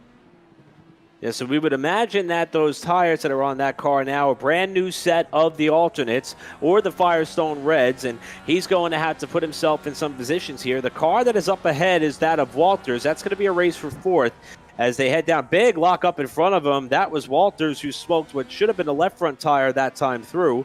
And as a matter of fact, he may have overcooked the corner a little bit too much there. He lost some time. In fact, he lost the spot. He went out of our frame, and now we have Rick Ray Vaughn on the pit lane. This feels early, but looking at other drivers, Matt Dyer's also come in. These guys may not have quite been to their fuel number as far as making it on just one more stop. So maybe Scottless Rambler isn't out of this race. Maybe he stayed out for a reason. This race is just completely changing at every corner. We've got new challenges coming up, new different dynamics to this race coming up around every single inch of this racetrack. And this is a battle for the race lead. Ericsson up the inside, and he's going to pound the outside wall. Oh my gosh, guys.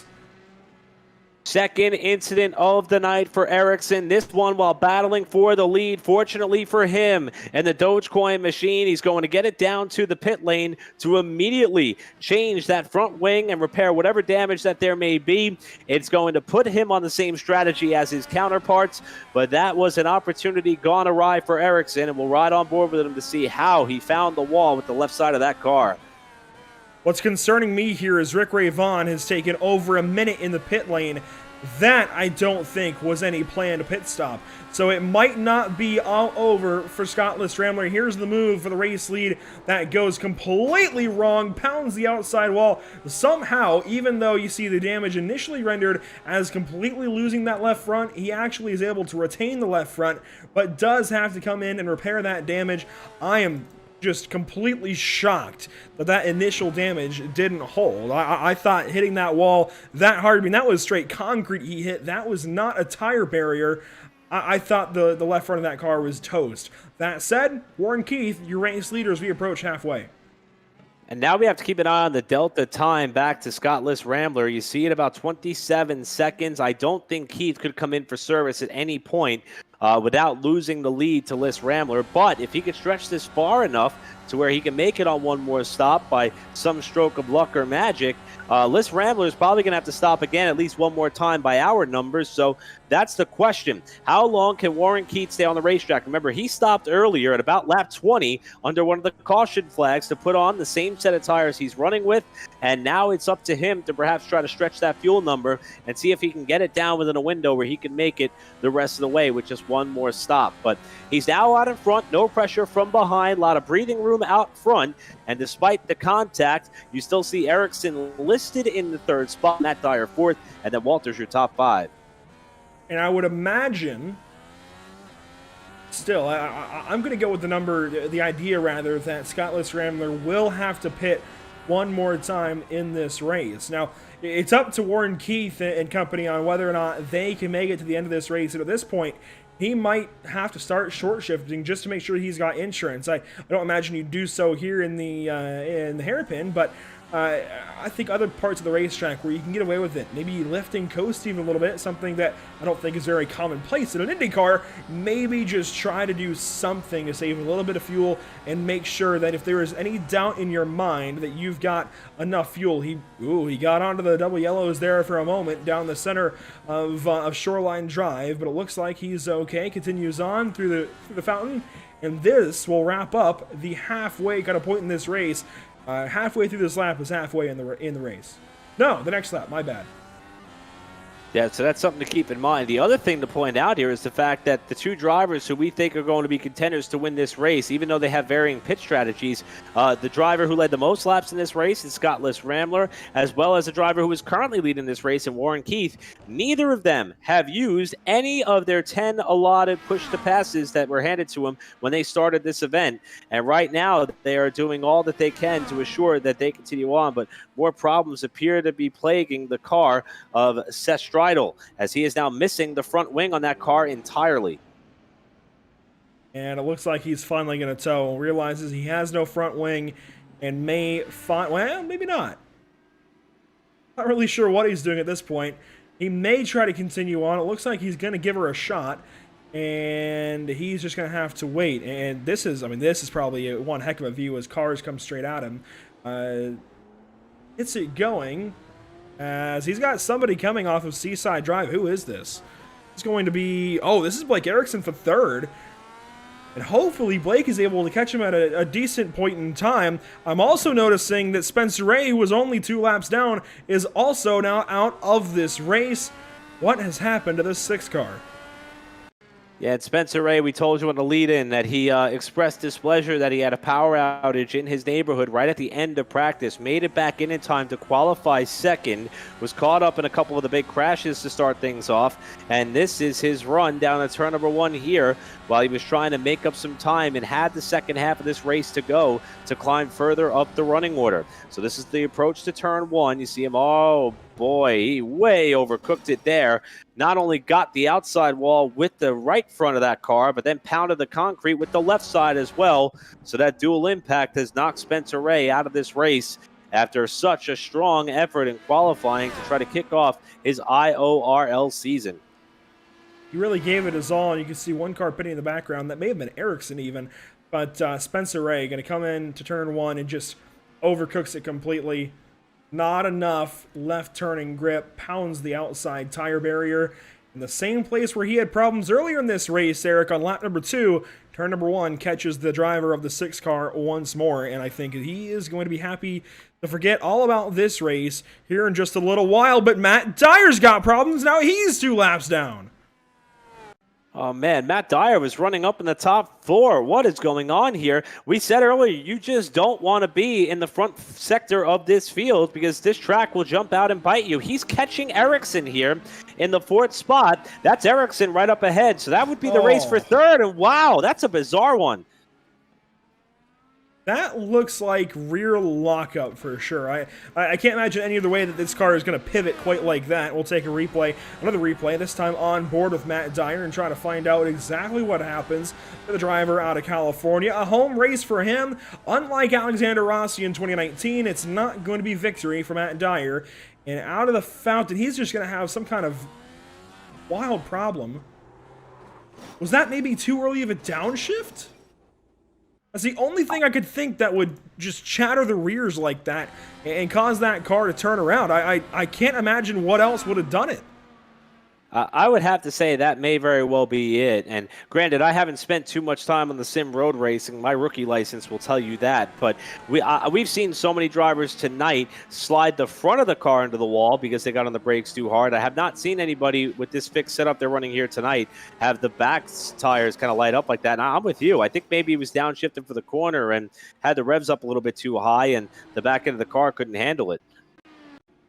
Boy, Eric, we've got more to go over, more incidents to look at. This time, Matt Walters, who is now in 5th, I think was running 4th at the time. The 50 car out of Indiana, going to have problems here in just a few moments, I'd imagine, around Indy left or so. We've seen turn 9 be a problem, Firestone turn, and what do you know?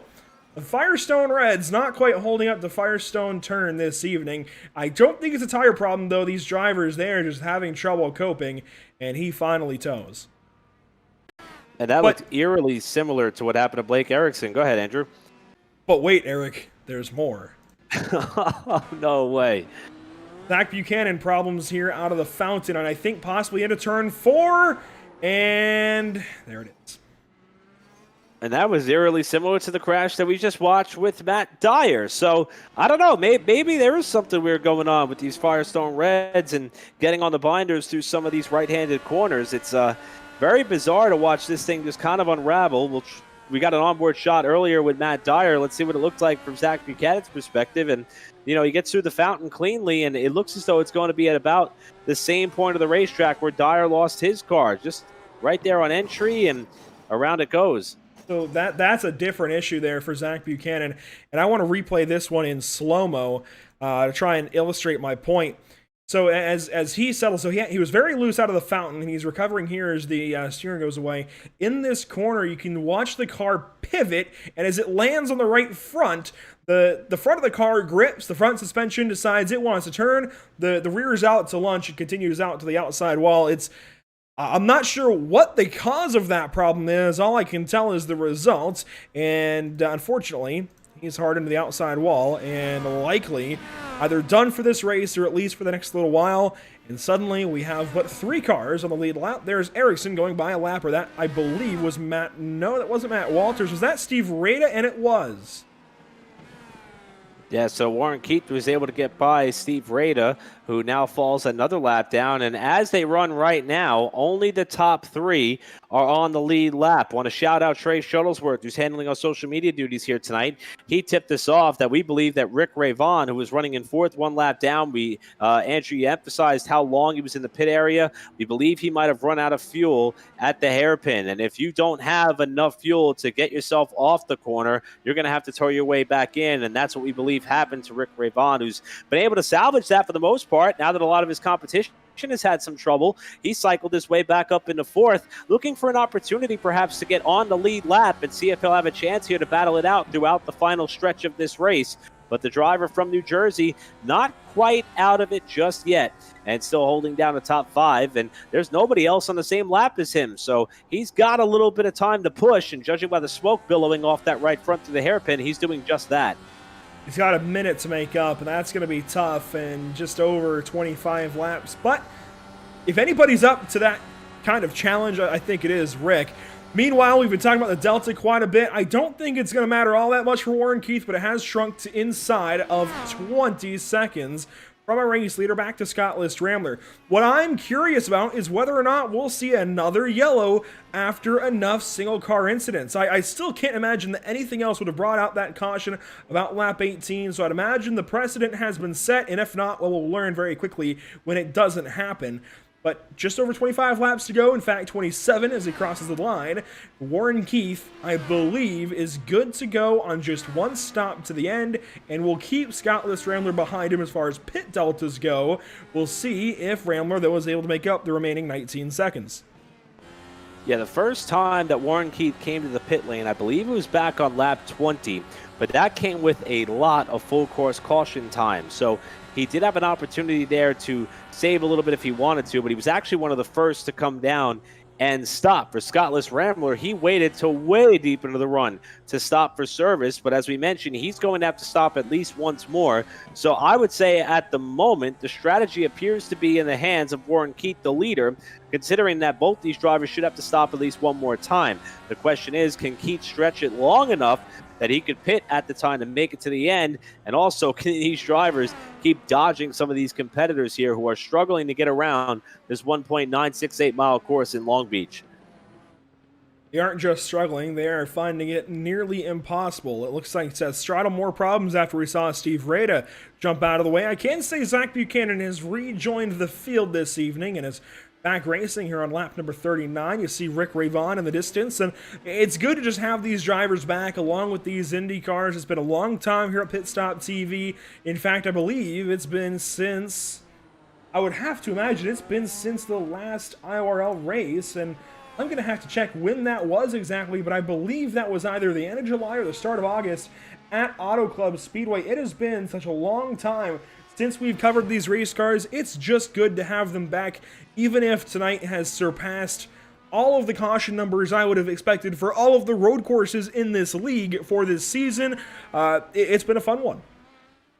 Yeah, it's been incredible. And if I'm some of the drivers like that of Matt Dyer or Zach Buchanan or Steve Rada, why not stay out? Because we've seen this track jump up and bite people already multiple times tonight, and it can very well do that to the drivers who are on the lead lap in Warren Keith, Scott List Rambler, as well as Brett Erickson. And if that happens, it's going to allow you to pick up some positions or maybe get back closer to a lead lap position or pick up more spots in what is only a 14-race calendar. So this is one of those series where literally every point is going to matter, and being that this slate of races is only 14 rounds long, I think that's a little bit more motivation for these drivers to keep at it, keep getting their laps in, never give up, as Seth Seidel has kind of proven to us so far, or Stridell, I should say, has proven to us many times here tonight, and that's one of the reasons for it. I mean, Stridell right now is still scoring a top 10 position for the time being. And while we have the time here, under this long green flag run, first I want to mention that it was July 29th of 2020, the last time we carried IndyCar racing on the channel, on Pit Stop TV. Boy, a whole lot's changed, hasn't it, Eric? I mean, we had only even met working for Pit Road TV a couple of months prior, and since then a whole lot has changed in many different facets, not just here with Pit Stop TV. In so many different ways, the world is entirely different. And we have IndyCars back here finally on April the 14th, and it's good to be back once more. But I also want to give a shout out to GFC, as here we go, the pit stop finally for Warren Keith. He's going to come down, get his pit limiter turned on, and take the long trip down the pit lane here at the Long Beach Street Circuit. And I just have to marvel once more at the job that iRacing has done. Look at this. Yeah, this is how you emulate the scenery of Long Beach, California, and the true makeup of this circuit without some of those majestic views and eyesights and the marina that's off to the left-hand side. I mean, when you're watching the Grand Prix at Long Beach later on this year on the real world side of the fence, you're going to notice that a lot of this scenery that they will showcase on the actual broadcast on NBC matches all the work and effort they did by illustrating this place in the sim. It is truly breathtaking and fascinating. It's even better in person. It's a bucket list item for any open wheel enthusiast. It is perhaps the biggest open wheel race or open wheel street race in America. Many consider it the most second prestigious open wheel race in the country, second only to the Indy 500. And some of that views and some of all these drivers are able to kind of embrace and engulf as far as the pageantry that makes this race what it is. That is some of it. It is just an incredible place to hold a motor race, and hats off to iRacing for being able to put all of this together in as realistic of a fashion as possible. And more problems now for Zach Buchanan as he is back on the pit lane, minus the front wing yet again. And this is not actually going to be that smoke that we saw ahead of race leader Scottless Rambler. This is a separate incident. This is going to come in the first sector of this course. It's going to happen, I believe, between turns 1 and 4 once more. For the driver of the 4, how many times can I say things that rhyme with 4 and poor? And, oh, there it is. Yeah, so we caught the wall there while entering the fountain corner at turn 2, and then ends up to rest there opposite side of that famed water fountain that, again, just kind of goes with the pageantry that is a Long Beach Grand Prix. But the problems continue as we now look one more time from afar as to what plagued the Ohio driver for not being cruel by any means, just trying to state facts here. I believe maybe his 4th or 5th incident of the night, but never give up. Keep on pushing. That was a pretty hard shot there. And that's a tough one. And Zach being the racer that he is, I mean, he runs karts in real life. Oh my gosh, Eric, this is going to change the race. We're going to have to pause on Zach Buchanan. A spin for Warren Keith. This, I don't think, is going to give the Delta to Scottless Rambler, but this really changes everything, and he's 45 seconds behind now, our race leader. This is big, and he's got side pod damage. In fact, it's that little bit of arrow work in front of the left rear wheel that is going to be hurting this 88 car. Just got on the throttle a little bit too much, spins it around, and pancakes the outside wall on the exit of turn 3. This is a problem for Warren Keith. Yeah, that was pretty flush impact. And then a second spin. He spun again. Oh, wow. And what a move by Ericsson not to plow Keith. That would have been second and third in the race, taking each other out. And that would have handed the win on a silver platter to Scottless Rambler if he was able to stay out of trouble. But I'm with you, though, Andrew. I don't know, especially looking at Ericsson, who I believe also has come down. And remember, he had to fix damage earlier. He may be able to cycle up towards the front. But let's go on board with Keith here, and you get a feel of that was pretty significant contact there to the left side. Warren Keith is in the pit lane currently. I think, if anything, this evens this race back out, because if you recall, the delta was about 30 seconds between drivers after Warren Keith had pitted initially, after Scottless Rambler had pitted initially.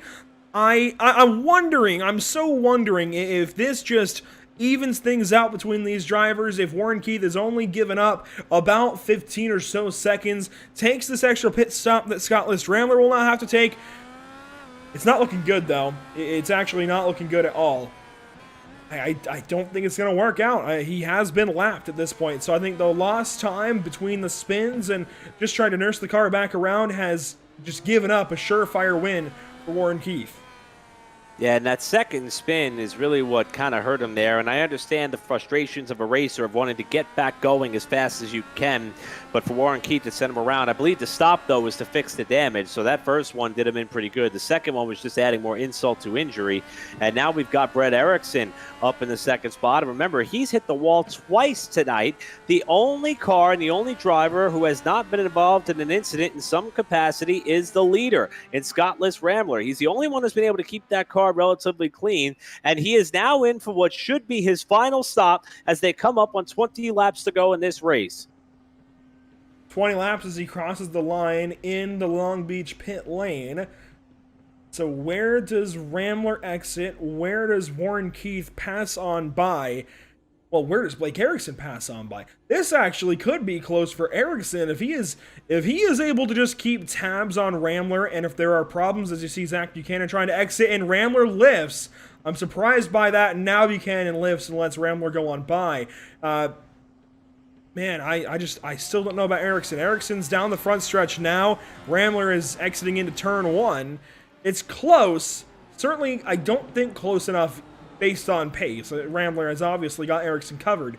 But if something is to happen in the final 20 laps to this 57 car, maybe, just maybe, we're talking about Blake Ericsson suddenly in position to win this race. Before we finish that point up, though, or I guess move on, I do want to call back to Zach Buchanan, as I was talking about previously. This guy races karts in real life, I think most notably in the Ignite series that runs so often at the Worldwide Technology Raceway at Gateway, where these drivers will be racing later on in this IORL season. I believe he races possibly, I think, at Indianapolis as well. He is one hell of a driver, and he is going to, again, go back and look at the mistakes he's made in this race and do his darndest to learn from them, and I guarantee you he will pick back up where he needs to. It's been a long time since these drivers have run these cars in this setting. Granted, I mean, you can do it, of course, in your free time. I just don't think these drivers have done it at this kind of a level with one another since July 29th, the last time we carried these drivers. Yeah, and I just can't explain how difficult it is to do what these drivers are doing at Long Beach. I mean, this is truly one of the toughest street courses, or one of the toughest tracks that they have on the sim, especially in an IndyCar. And it does take a good bit of dedication and practice in order to perfect the art of getting around this racetrack cleanly, let alone knowing how to do it fast. And I believe that Scottless Rambler has put himself in as the one driver who can get the job done. As Blake Ericsson, apparently, after he pitted the last time to repair the damage, he did not have enough fuel to get him to the end. He's had to stop one more time. The question now becomes, can he hold on to second spot in this race? And he'll have to cross his fingers for either a late caution or a restart, or for trouble to find Scottless Rambler to take him out of contention for this win. We're watching Ericsson now gingerly work his way back out onto the racetrack. And as we reset the stage a little bit here, I'll double check some of the push to pass numbers. Scottless Rambler started to use a couple of them. He's down to 8 in this race, as is Blake Ericsson. He burned his first 2 on the first start and initial restart. And that's how things stand so far for the top 2, with Warren Keats still having all 10 left in the bank. Should things tighten up somehow towards the tail end of this race, but it's going to be Keith coming out with the second spot over Ericsson here. At the very least, at least we've got a battle for second, maybe third, maybe fourth, as Rick Ray Vaughn's only a couple of seconds back of these guys. We might have something interesting on our hands for sure. Blake Ericsson with an opportunity. He had to let Warren Keith go on by into turn 1. We saw that on the stream, but man, that had to have been painful for Blake to have to let him go by. Now, I'm looking at results back at Detroit last season, back on June 3rd, almost a year ago now, if you can believe it, the last time we covered a street course with these drivers. And Bruno Carnero, not in the field this evening, won that race. Spencer Ray actually headed up in second. Matt Chubb was third. Matt's not here even after winning last season's championship. The first common driver, interestingly, is Zach Buchanan, who is now some 8 laps down. You have to work down a couple of more spots to 6th position, where guess who finished? It's nobody that you'd actually probably think of, honestly. It's actually Warren Keith. Finished 6th place. He is the highest finishing driver that's left in any kind of contention in the front few spots. As I say all of this, we've got a pit stop for Rick Ray Vaughn. It looks like there's no damage. I think that is just for fuel. I think he's on the same strategy as Scottless Rambler, and there may have been an extra pit stop that we weren't initially expecting for everybody who had pitted on that lap 18 yellow. Yeah, it was kind of hard to judge the exact fuel number for some of these cars. Same thing with the tire degradation. Just a couple of elements we weren't able to get a true accurate reading on in some of our pre-race prep that went into covering this event tonight. But boy, this battle for second is sure something to watch, albeit it is going on about 54-plus seconds behind Scottless Rambler, the dominator. And you saw Ericsson close up there under the hairpin, but he slid that right front tire, or I should say left front tire, as he came through that right-handed corner and now lost some ground on the straightaway. I think this is where we're going to start to see the potential of that push to pass being leaned on by some of these drivers. Warren Keith, though, has yet to go to the button according to the data that I have in front of me, while Scottless Rambler is continuing to hold 8 in the pocket, and Ericsson also leaning on the 8 that he has had since they kicked off the second restart of this race. So it'll be 15 laps to go this time by this battle for seconds, the best we got going, with Scottless Rambler clear of the field by a significant margin, just trying to keep it within the concrete. And this is now our big one battle on the racetrack. It's insane to me. It all happened because of those early incidents, quite honestly. But it's still insane to me that we've lost so many drivers out of this field.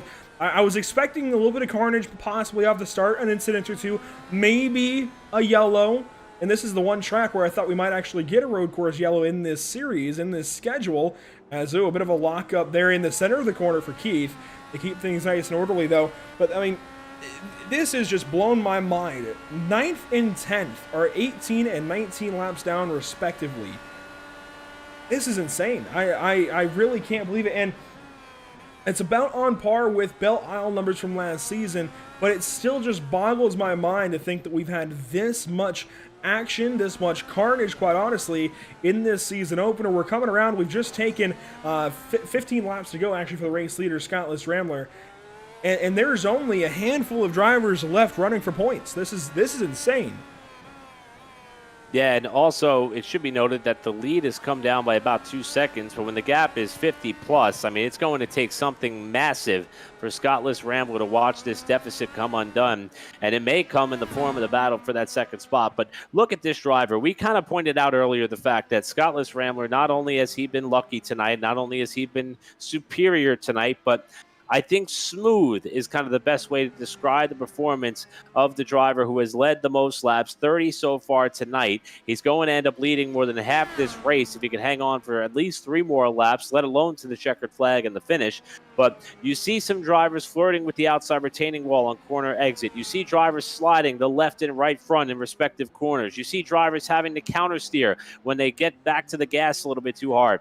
Haven't really seen Scottless Rambler do that at all tonight. It's been a flawless performance despite some intense pressure, one example of which came off of the second restart, or I should say the first restart. It was as a result of the caution that came out a little bit later on. But despite a couple of instances of pressure, Scottless Rambler has been pretty much on a rail, and I don't expect that to change throughout the duration of this race. And there's not as much lap traffic as there was earlier to perhaps knock him off his game should he catch a car at the wrong spot. Mistake-free or darn near mistake-free all evening long. You're absolutely right, Eric. And what did I tell you before this race got going? What did I tell you when we first loaded into Discord, loaded into the session and everything, and got ready for this broadcast? This guy would be in victory lane. You just can't bet against Scottless Rambler coming to a place like Long Beach. He is simply the guy to beat here in IORL and so many different, league racing groups, even official races. I've been in 12 hours of Bathurst races that this guy has won. He is simply impressive. Yeah, I will give credit where credit is due. Andrew Cardinale IV did in fact say that Scottless Rambler is going to be the guy to beat. So when it comes to handicapping for our next event, which will be the Indy 500, the 6th race of this IORL season, we'll use Andrew Cardinale IV as our odds maker because he certainly knows how to handicap the field quite well. He's proven it so far here tonight. But we're watching Scottless Rambler do a masterful job, but we've also seen how treacherous and threatening this racetrack can be, and it could also lull you into a false sense of security. You could think that you've mastered the level of grip that you have for each and every corner, but as these tires start to wear, specifically the tires that were designed to be a little bit softer, these Firestone Reds or alternates as they describe them, as they start to wear out, your grip levels are going to change. As the fuel load burns off, your grip levels are going to change. It could be very, very easy to get caught off guard at any point in the run, especially when you're by yourself, especially when you're not gauging your braking points, your entry points off another car in front of you or behind you. It is strictly you versus the racetrack in your car, and that is what Scottless Rambler finds himself in right now, the position he finds himself in right now, as they come down the start-finish line here and work what will be only a handful of laps left to go. In fact, it will be 11 to go next time by, as we watch Liz Rambler navigate through the fountain corner here once more. And again, we're going to continue to marvel this effort that Scottless Rambler has put together, because this level of dominance on a track that has caught out so many people is something that deserves to be recognized and honored and acknowledged for the most part. And it's something that he's not only put himself in position to perhaps be a contender here tonight, but I think he's penciled himself in as pretty much one of the best on the road and street courses to start off this season. But he does have a lap car up ahead of him, and it looks as though that car, I believe that is a number 50 of Matt Walters, is going to give way down the East Seaside Way portion of the racetrack as they come to the Firestone turn at turn number 9, and Scottless Rambler will get by that lap car cleanly. A couple of other things that we will check here as this race continues on. It is going to be Rambler coming to the line, and I believe we had a problem in the race for second spot. I was taking a look at timing and scoring there for the time being, and I believe something may have gone awry between Warren Keith and perhaps Mr. Erickson as well, as we are on board with Keith heading down this long back straightaway, and we'll see what happened here as he comes to the right-hander. Off of Seaside into Indy left now, and there's no problem, Eric. What's interesting is Scottless Rambler calculated this race like I never could have expected, because there it is. Warren Keith had to pit one more time. I'm surprised when he had to pit for that damage that he didn't get extra fuel. That is really mind-blowing to me, and this race continues to take so many different turns. Well, you know, Scottless Rambler, not only the guy to beat in terms of pace, but apparently in terms of strategy as well. He had this thing figured out from the get-go. I'm very blown away by the fact that we had to see additional pit stops, and that's going to put Rick Ray Vaughn in a podium spot for the time being. But wow, just the way that this race has evolved and how Scottless Rambler literally finds himself as the only car on the lead lap, coming up to 10 laps to go. Pace, check. Staying out of trouble, check. And Andrew, as you mentioned, strategy. If he can make it around for these last 10 laps to cap off the season opener with a win, I'll put a check in that box as well. The man continues to blow me away. He just... It's incredible what he's able to do sometimes. And if there isn't one day an IndyCar Pro Series on iRacing, and if he doesn't end up going for it and making the field, I'll be surprised. The guy simply has these cars figured out. I don't know what it is that allows him to do this. I've seen him in so many different facets of racing, and he's fast in those as well. But something about Scottless Rambler and an IndyCar always seems to work. Doesn't matter where you go. You can take these things to Richmond, New Hampshire, those short ovals. You can take them obviously to Long Beach. Detroit, he was the fastest there as well. He may not have won Detroit. He may not always win the race. But anytime the 57 connects, you'd better watch out, and you'd better pick up some race pace. Yeah, it's just absolutely incredible. And smooth is the only word I can use to describe it as far as watching Scottless Rambler navigate this racetrack. And he continues to do so lap after lap. And it seems as though it's just a traditional Wednesday night drive for him, while the rest of the field, literally, I believe almost every other car in this race has either made contact with the wall or spun around backwards. Looks as though there's a problem up ahead of him here in the fountain. The smoke's going to dissipate, and he'll be able to continue on before finding a car on the other side. And I think that's the biggest risk that plagues Scottless Rambler right now throughout the end of this race, is the fact that this track does have a couple of blind corners, and if somebody has problems, like it looks like here, Matt Walters has had a major shunt. He is missing the whole left front assembly on that car. Boy, if that happens at the wrong time in front of your leader, that could kind of take this story that we've been telling over the last few laps and throw it right out the window. We'll go back and find out what happens to the driver out of Indiana.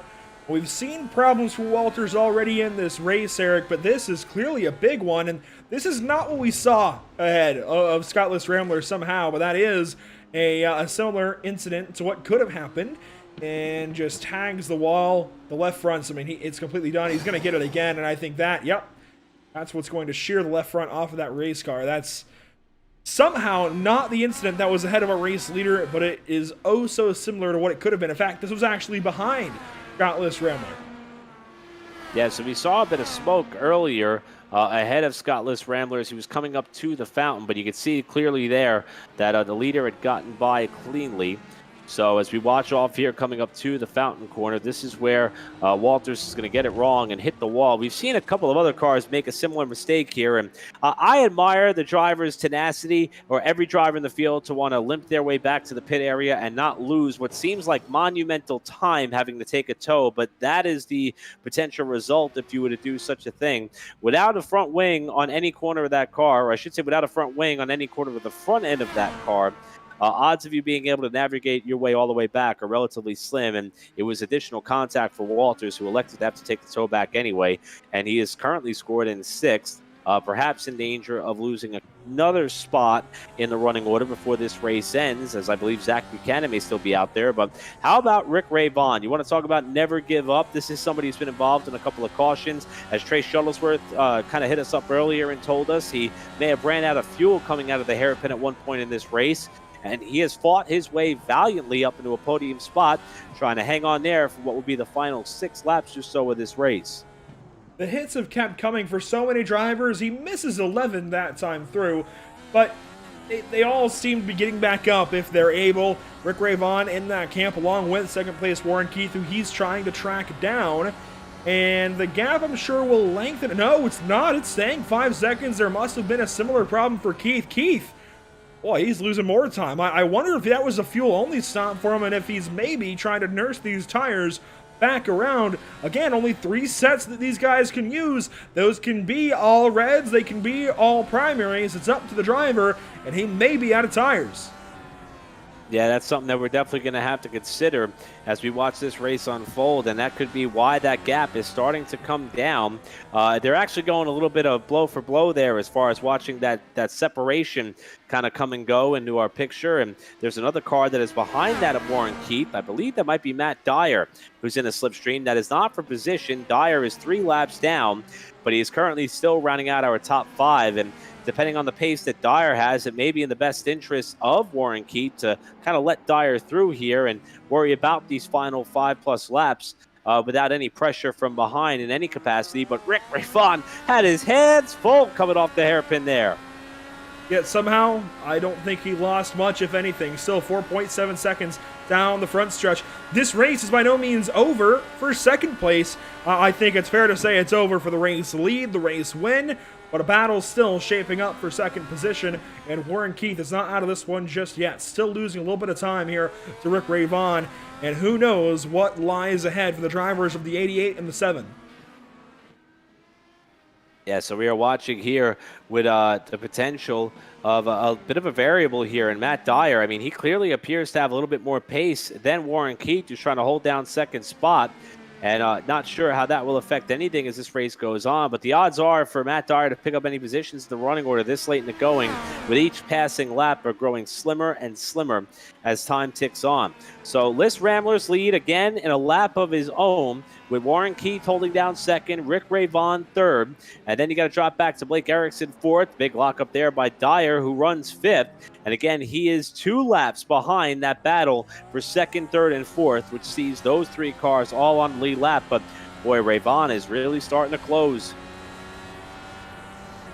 What do you think of the team communications between Ramler and Ray Vaughn at this point in the race? I mean, they've both been through a whole lot. Of course, Ray Vaughn a whole lot more than Ramler. But what do you think Ray Vaughn, as an already very experienced iRacing IndyCar driver, is trying to ask, when we try to talk about with Ramler these last few laps, to try and catch up to Keith and put himself alongside his teammate to go gold and silver on the evening? I mean, what do you think that conversation's like?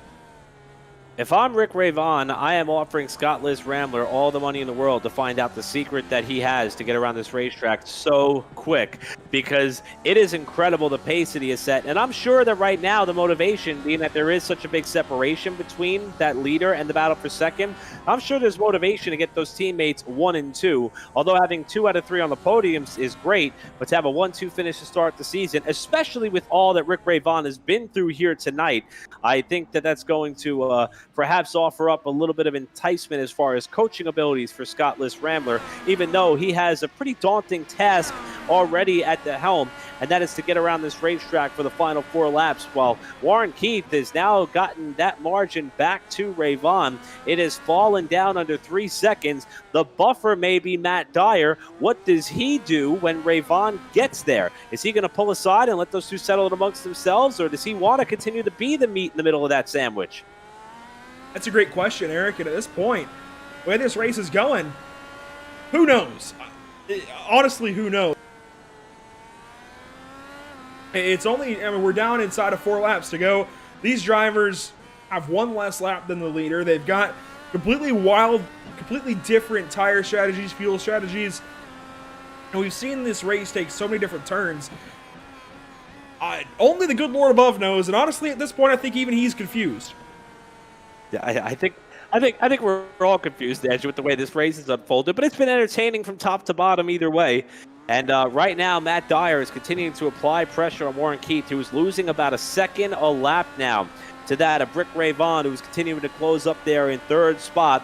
And I got to say, after how this race started, after how it went, and pretty much how the field has spread out, I think that the racing gods owe us a battle for 2nd spot, but I believe we've got another lap car that has just sandwiched himself between Dyer and Ray Vaughn. I saw a car come out of the pits, not quite sure of the identification. It might have been Steve Rada, and it is. So he's going to now be the 2nd lap car that is in between. Oh, Rada is going to slide off the corner. Where's Ray Vaughn? Can he get by?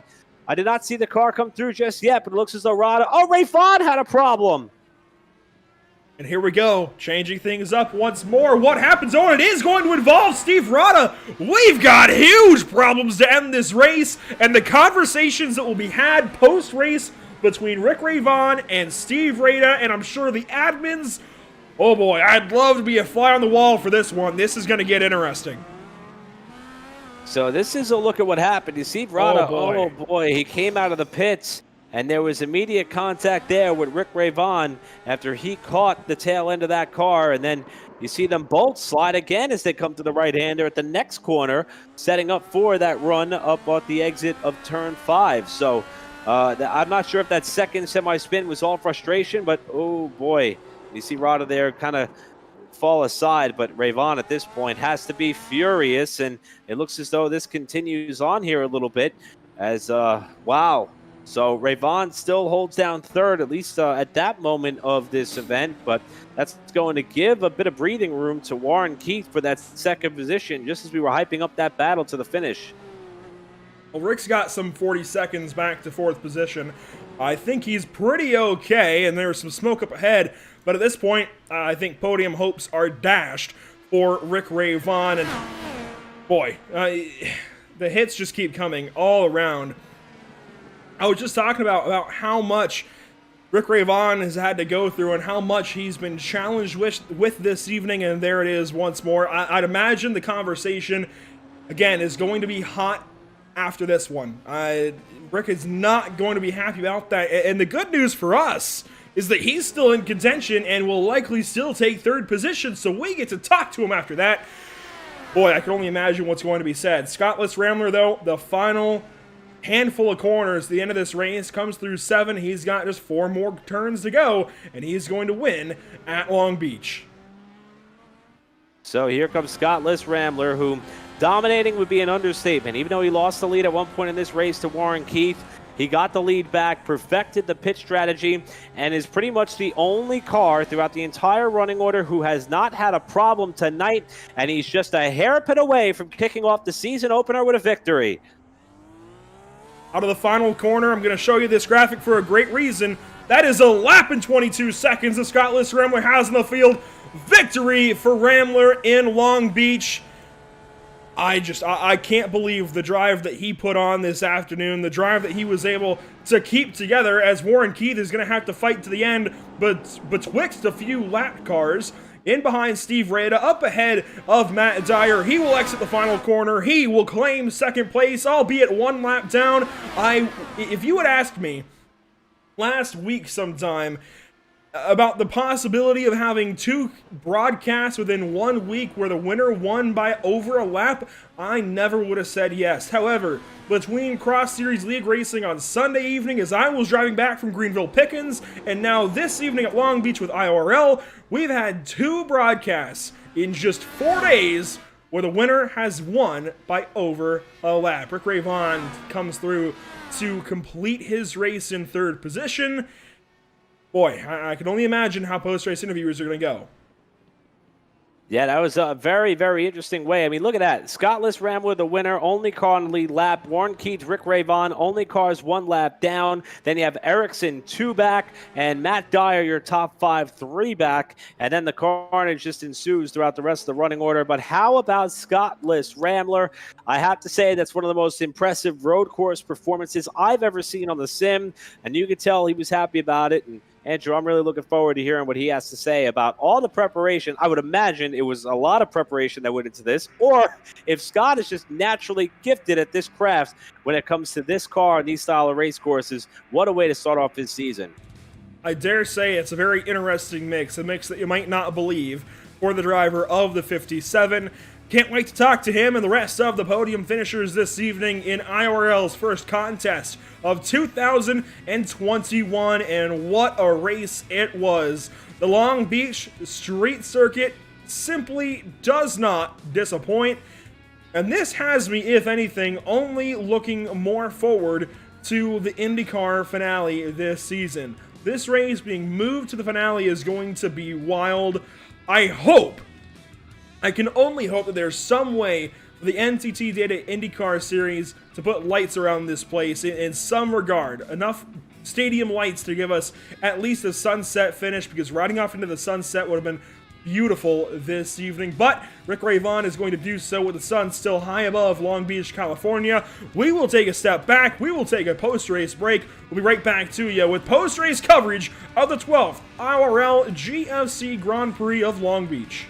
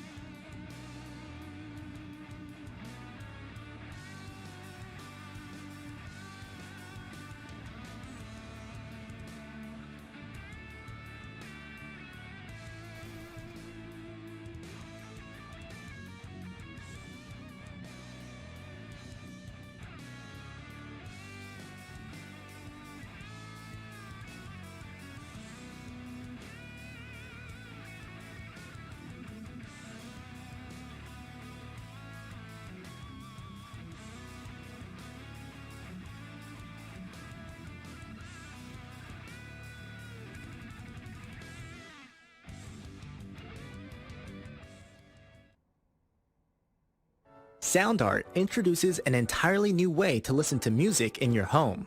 By combining the best of two products, a revolutionary high-fidelity, low-profile Bluetooth wireless speaker with beautiful artwork. Select from a library of artwork or upload your own photos to personalize your experience. Sound Art ushers in an era of invisible, beautiful, and amazing sound throughout your home and redefines your entire entertainment system.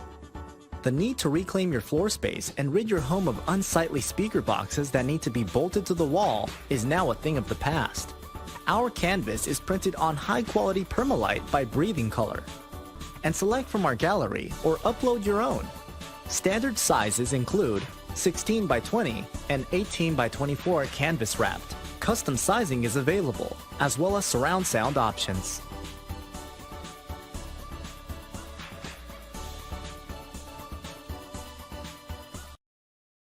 After months of quarantine, we're all interested in how we can become our best self. The team at Permanent Makeup and Cryo is here to help you get the flawless makeup look every day without the extra effort or time. When it comes to your appearance, you deserve the best care that money can buy.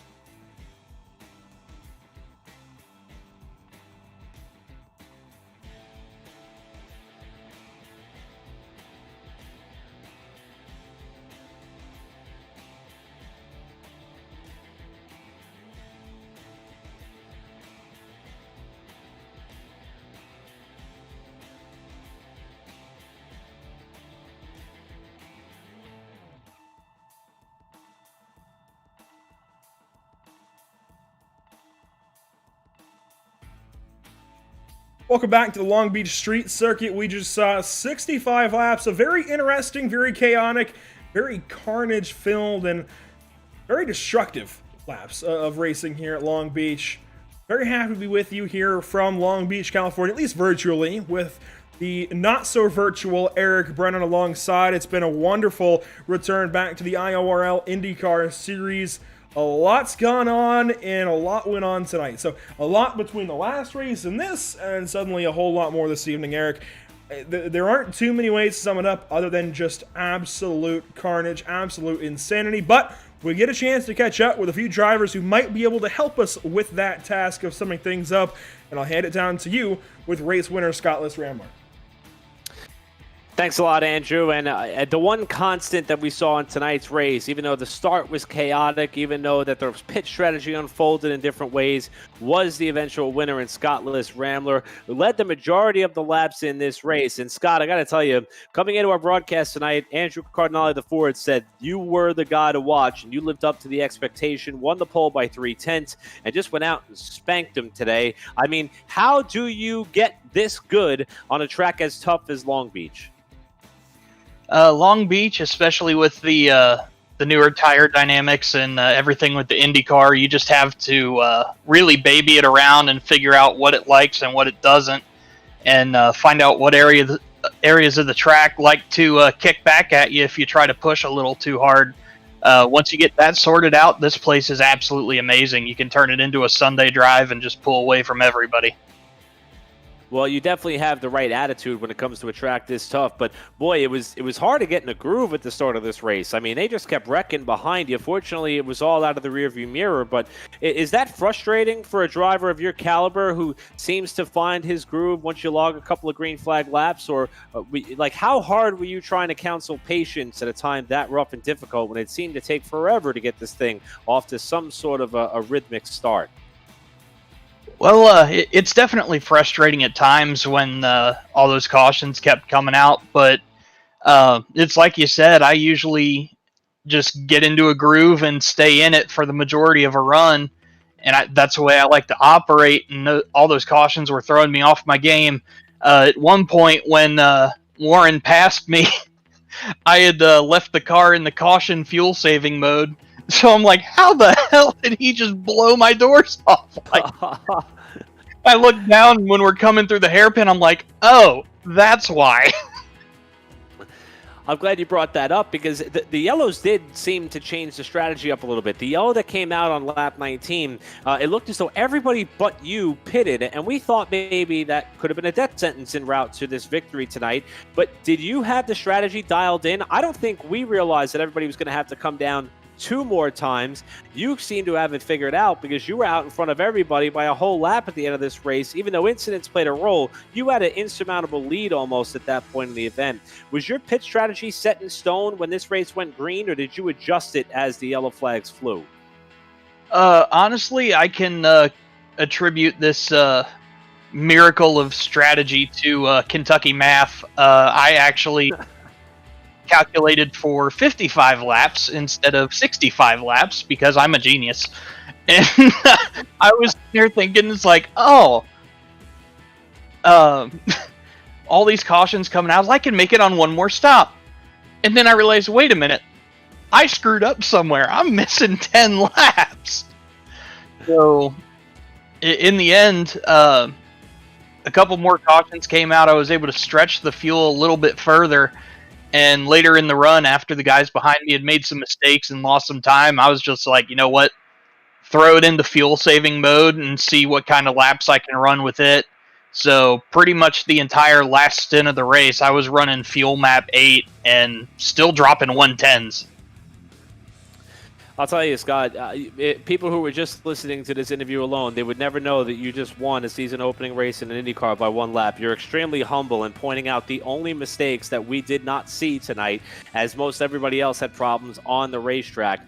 Absolutely incredible performance by you. And before we let you go off and celebrate this victory to kick off this season, I kind of want to open it up to you to thank anybody who makes this possible for you. I understand that a lot of you racers have partners, supporters, whether it be wife, family, sponsors, friends, what have you. Who do you have to thank for your victory here tonight in literally such a dominating way? Oh yeah, absolutely have to thank you guys for broadcasting, and thanks to everybody that tuned in to watch tonight. It was an absolute blast of a show to put on. Thanks to Zach Buchanan for putting everything on with IORL, and everybody that took the time to make this setup. It was absolutely fantastic, and I would say it was pretty well made. So thanks to those guys, and oh boy, I think I'm going to go celebrate. Well, you earned that right, Scott. Scottless Rambler, the winner of our season opener here for the 12th season of the IORL Grand Prix at Long Beach. Scott, what a dominating night, my friend. Go enjoy it. You've earned it, and good luck next week. All right, thank you, guys. And again, that is Scottless Rambler, who, again, probably the most humble sim racer I've ever had a chance to talk to. Would have never known that any of those things had happened if he wasn't so transparent. I'm still going to call it a perfect night, though. And another driver who had a really good night is standing by with Andrew Cardinale IV. That is our runner-up, one of the drivers who led laps in this race, one of the only green flag passes that we had on track for the race lead. And that, of course, is Warren Keats standing by with Andrew. And a lot went wrong for a whole lot of drivers. That included, but also excluded in some ways, Warren Keith. And Warren, the last time IORL raced at a street course, you finished 6th place. This time you bumped it up a few notches, but it wasn't without some difficulty. How'd you come home 2nd place? Well, we've been practicing the whole off season, just getting better with the IndyCar because I'm a stock car guy on the road courses. So driving those heavy things compared to these light IndyCars is tough. So I'm just glad it paid off. I know most of the competition got kind of Suez Canal'd there at the beginning of the race, but we worked our way up to 2nd place, I think, on pace, and we were keeping up with Scott until my strategy just messed up, and after that it was pretty much back burner, and I knew I couldn't win the race after that, so it was just trying to stay alive, and luckily we did that. Had a couple issues, but other than that, the 88 Ferrari came out 2nd place tonight. There weren't many drivers that were able to keep themselves ahead of the Evergreen incident out of turn number 8, but you were one of them. And after that incident, and then even the caution on lap 18, what were you doing as far as strategy? How were you strategizing the remaining laps? How were you trying to get home to the end in the best way possible? We know what happened to Scottless Rambler. He calculated laps wrong and then was kind of forced into that strategy, ended up staying out on that last yellow that we had. But you pitted on that yellow. What was the outlook from there? Well, we tried something at the beginning of the race. It was from the beginning of the race that we were just trying something different. We started with the primaries, and I thought they were going to be a little bit better on the long run, but honestly, the alternates were better on the long run, which is surprising. The primaries just felt right off. So that first caution that we had, actually like the 3rd caution we came in, replaced it with alternates, and after that, it was just a lot smoother sailing for me. It's surprising because the data we had said the primaries were going to last a bit longer, but tonight they were just absolute dog junk. So we'll go into Barber, with his high run, knowing that for a little bit we can't keep up with Scott and race him, and if that's the case, we go to Barber, which is more of a open layout, which I love. I don't like these tight tracks like Long Beach, so we can go there, try to keep up with him, and hopefully put on another good performance and another good points day. Looking at the season ahead is a great way to do things out of just the first race, and especially after a tiring race, I'd imagine. What race do you have marked as the one where you want to go out there and you want to show this field what for and grab your first win of the season? Funny enough, it's the last race of the season. But, we have a few, after tonight, honestly, we can start checking off a few more races that I think we have a good shot that we can go out there and do it. Gateway, we ran really well last season. And also, honestly, anyone can win the Indy 500 if you just strategize and keep your tires underneath you. So we got a few races ahead of us we would like to win, and, we have a good shot to do it now with this momentum. So we'll just take it race by race and see where we are, 4 races from now. Well, Warren, we'll be checking in 5 races from this point at the Indy 500. But until then, who do you think you need to shout out this evening for a 2nd place finish to start this season? Well, I'd like to thank the guys at Sekeith Motorsports that do all the other leagues. Only one-man show tonight, but they always do a fantastic job at helping me out with planning strategies and stuff. So, thanks to them. I also like to thank everyone at Discount Tire that I work with that watch these races. Hello, and glad to work for a great organization like that. Warren Keith somehow endures everything he went through this evening and keeps the car in a podium position. Coming home second place. Warren, thanks so much for your time. We'll see you hopefully in Indianapolis. Thank you, gentlemen. Warren Kyle Keith rounding out the second spot on the podium, but hey, we have a third place finisher to speak to it. This is the one I'm looking forward to, Eric. We'll hand it down your way. It's Rick Ravon. Thanks a lot, Andrew. We welcome Rick Ravon to the broadcast booth. And Rick, what could have been, man? I mean, great night for the team. You guys bookend the podium between your teammate winning and you finishing third. But, man, it's right off the jump, just when all that trouble broke out ahead and everybody started piling into all these incidents, you were behind the 8 ball right off the jump. Was there any point that you weren't kind of trying to fight your way back from being handicapped on the opening lap? Or is that just kind of how Long Beach goes sometimes? There was no point. I mean, after lap 2, it was just uphill from that point. I guess lap 2, I think Spencer Madden got a little sideways, and the guy who was behind him, I forget who it was. He went to I went to the outside because it was wide open out there, and he, just as I was swinging out to the right, I guess he just bumped Spencer, which slowed his car down a little bit. So I just barely clipped his right rear. So I had to limp back to the pits, and then after that, at some point, there was this pile up on the restart. There was a pile. Wait a minute, my wife just walked in. What's up, honey? My hometown, baby. All right, my wife grew up in Long Beach, California, by the way. So I grew up on that track with my daddy. Right on the track. That's right. You guys slept on the track. That's right. No, I'm sad that you didn't win it because that's my hometown. I know. I tried. Oh my God, all the memories. It's okay, baby. It's okay. It's okay. I got a podium, which is more than You I expected. But after everything that happened, this is what could have gone wrong went wrong. And after that restart, I guess there was a pile up there, and my chair is squeaking. My daughter just told me. Okay, sorry about that. Anyway, there was a pile up. I tried to avoid it. I did avoid it, and then I got crushed from behind.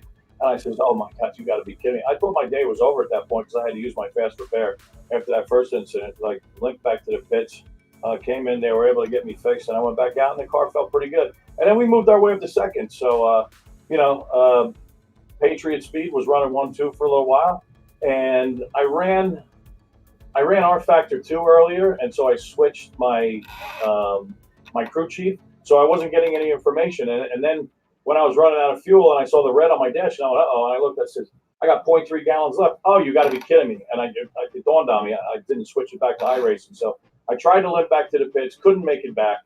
And so I had to tow to the pits, and that really put us back again. And I'm just like, well, whatever, man. It's just one of those nights.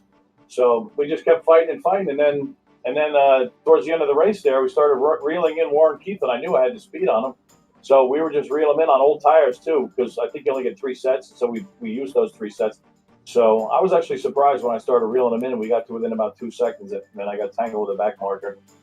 He said he was trying to get out of my way, but he took the racing line going into that corner. So I don't know what happened there, but we just basically limped back to get a podium. I'm really happy. I'm really happy for Scott Rambler. He deserved it. He was the class of the field.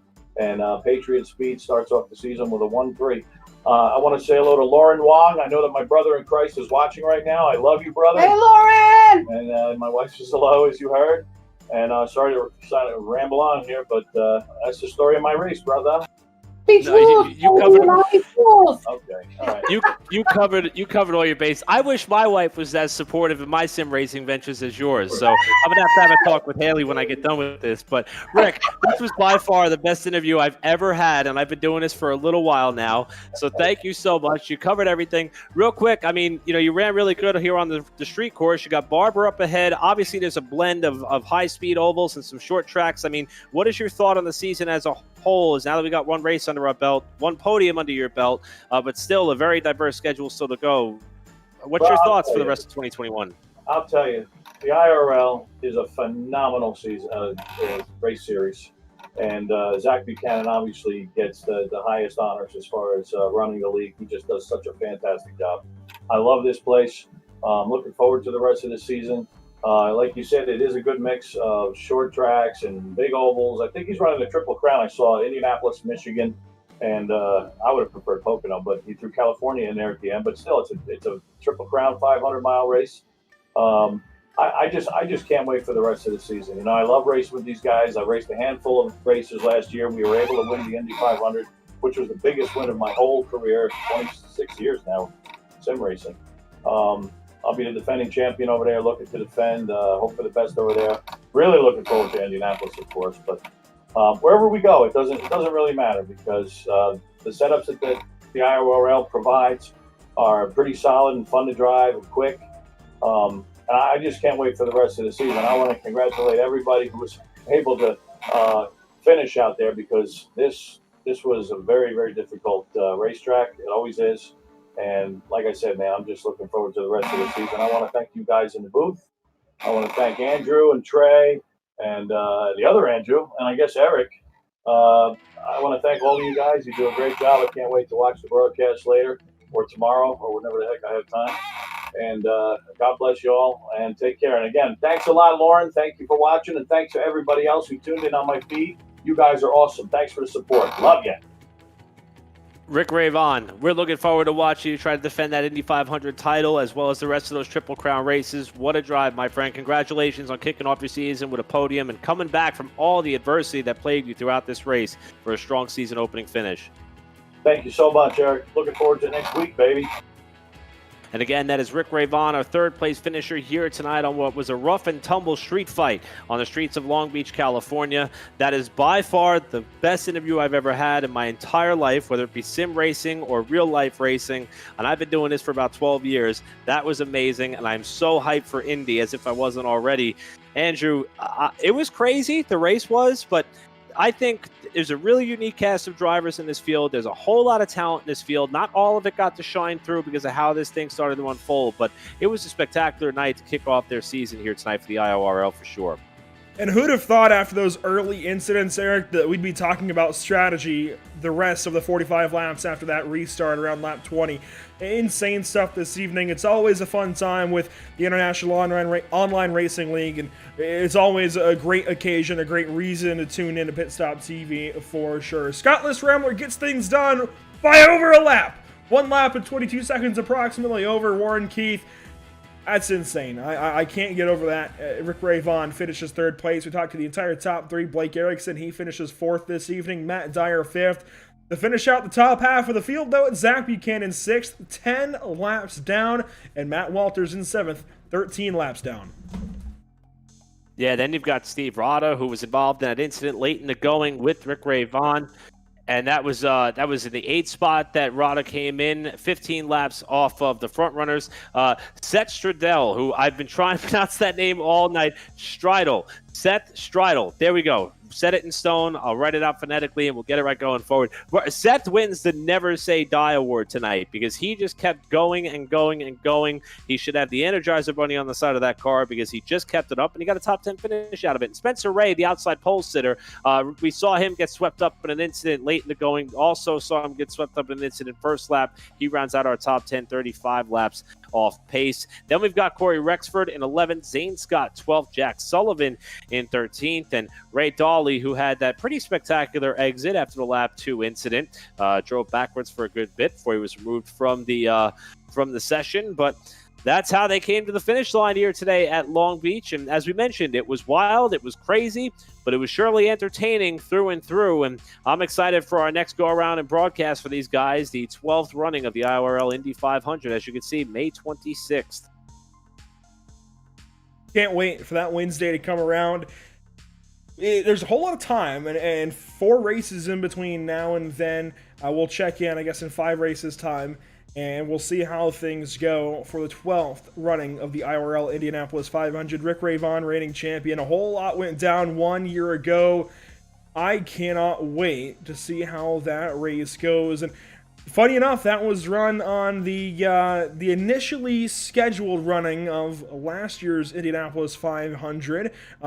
It'll be moved to a Wednesday this year, so it'll be a little bit different. We'll be tuning in for that one. We'll be checking in for that one on a Wednesday evening. It'll run a little bit late into the night, but man, I still can't wait for that.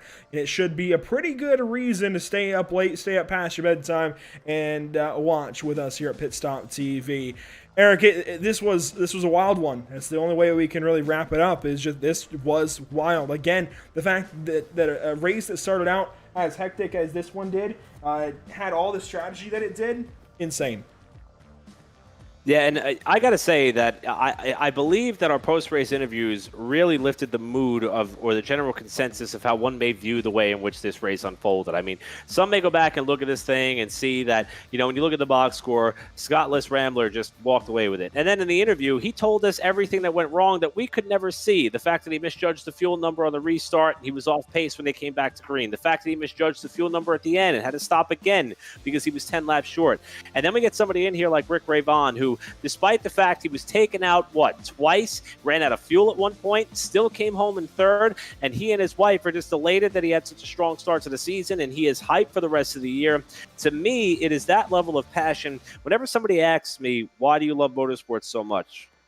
Regardless of whether it's on the sim or it's what we do sometimes on the weekend, Andrew, the reason is the people. And this series is full of really good people, really talented sim racing drivers.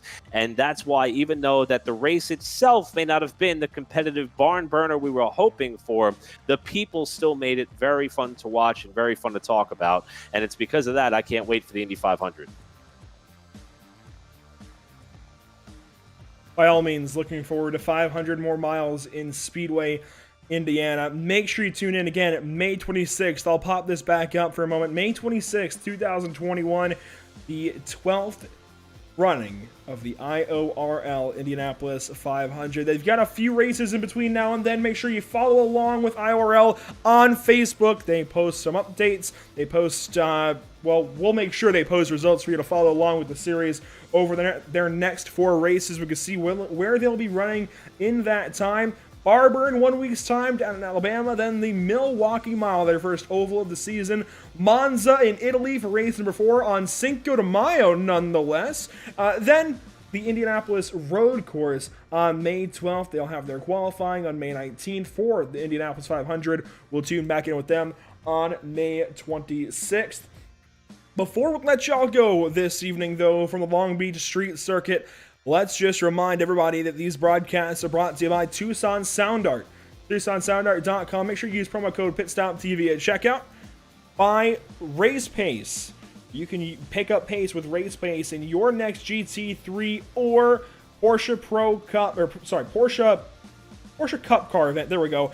On the iRacing.com sim. Either one works. That's what they have most available to any driver. That's what they keep up with each week, but they can do other setups by special request. These broadcasts also brought to you by Permanent Makeup and Cryo in Maine, where you deserve the best care that money can buy, and by Whiplash Media, the official graphic and camera provider of Pit Stop TV. Eric, thank you so much. Thank you so much for tuning in this evening. You carried the broadcast in a couple of ways and certainly made things a whole lot easier at multiple points in time. I want to thank Trey Shuttlesworth so much as well. I want to thank everybody for tuning in as we conclude our coverage tonight of the IORL IndyCar Series at Long Beach. And how about a shout out as well to GFC, Live Your Passion, sponsoring this race, partnering up with IORL, and bringing this race to you by virtue of Pit Stop TV. Thank you so much to GFC for partnering up with the league and making sure this race could go on as planned. The channel stays active weekly, and you can catch more racing throughout the coming days. Friday, the LTAC Cup Series goes big in Texas before Cross Series League Racing hits up the Arizona desert once more, this time with the Rallycross cars in the final jumpy race for those guys. It's the final dirt road race of their season before they go road racing the last 4 races on Sundays. BRP rejoins us Monday night, however, from Volusia. How about that? Already into their new season. I believe they released the schedule today as well. They'll be going to Volusia Speedway Park down in always sunny Florida to open up their season. What should be another great race, but this time with pro dirt late models. That should be fun. Then Newark throws it back on Tuesday to North Wilkesboro Speedway, located not that far from the house. Eric, we should go out there and watch the race if we can. And then Wednesday night we'll have the BRP iRacing Series with their new asphalt modified series. running at Southern National Motorsports Park, also in North Carolina. How about that for a couple of North Carolina short tracks next week? Should be a whole lot of fun. Make sure to follow us on Facebook at www.facebook.com/pitstoptv, on Twitter at pitstoptv_, on Twitch at www.twitch.tv/pit_stop_TV, on Instagram now at pit_stop_TV as well, and on YouTube at www.youtube.com/c/pitstoptv1. For all of Pit Stop TV, Eric Brennan, again, beside me virtually on the mic this evening, Trey Shuttlesworth on our social media coverage. Thank you so much for the Long Beach Street Circuit. This has been a treat this evening. Thank all of you viewers so much for watching, and we will see you next time. Have a great night.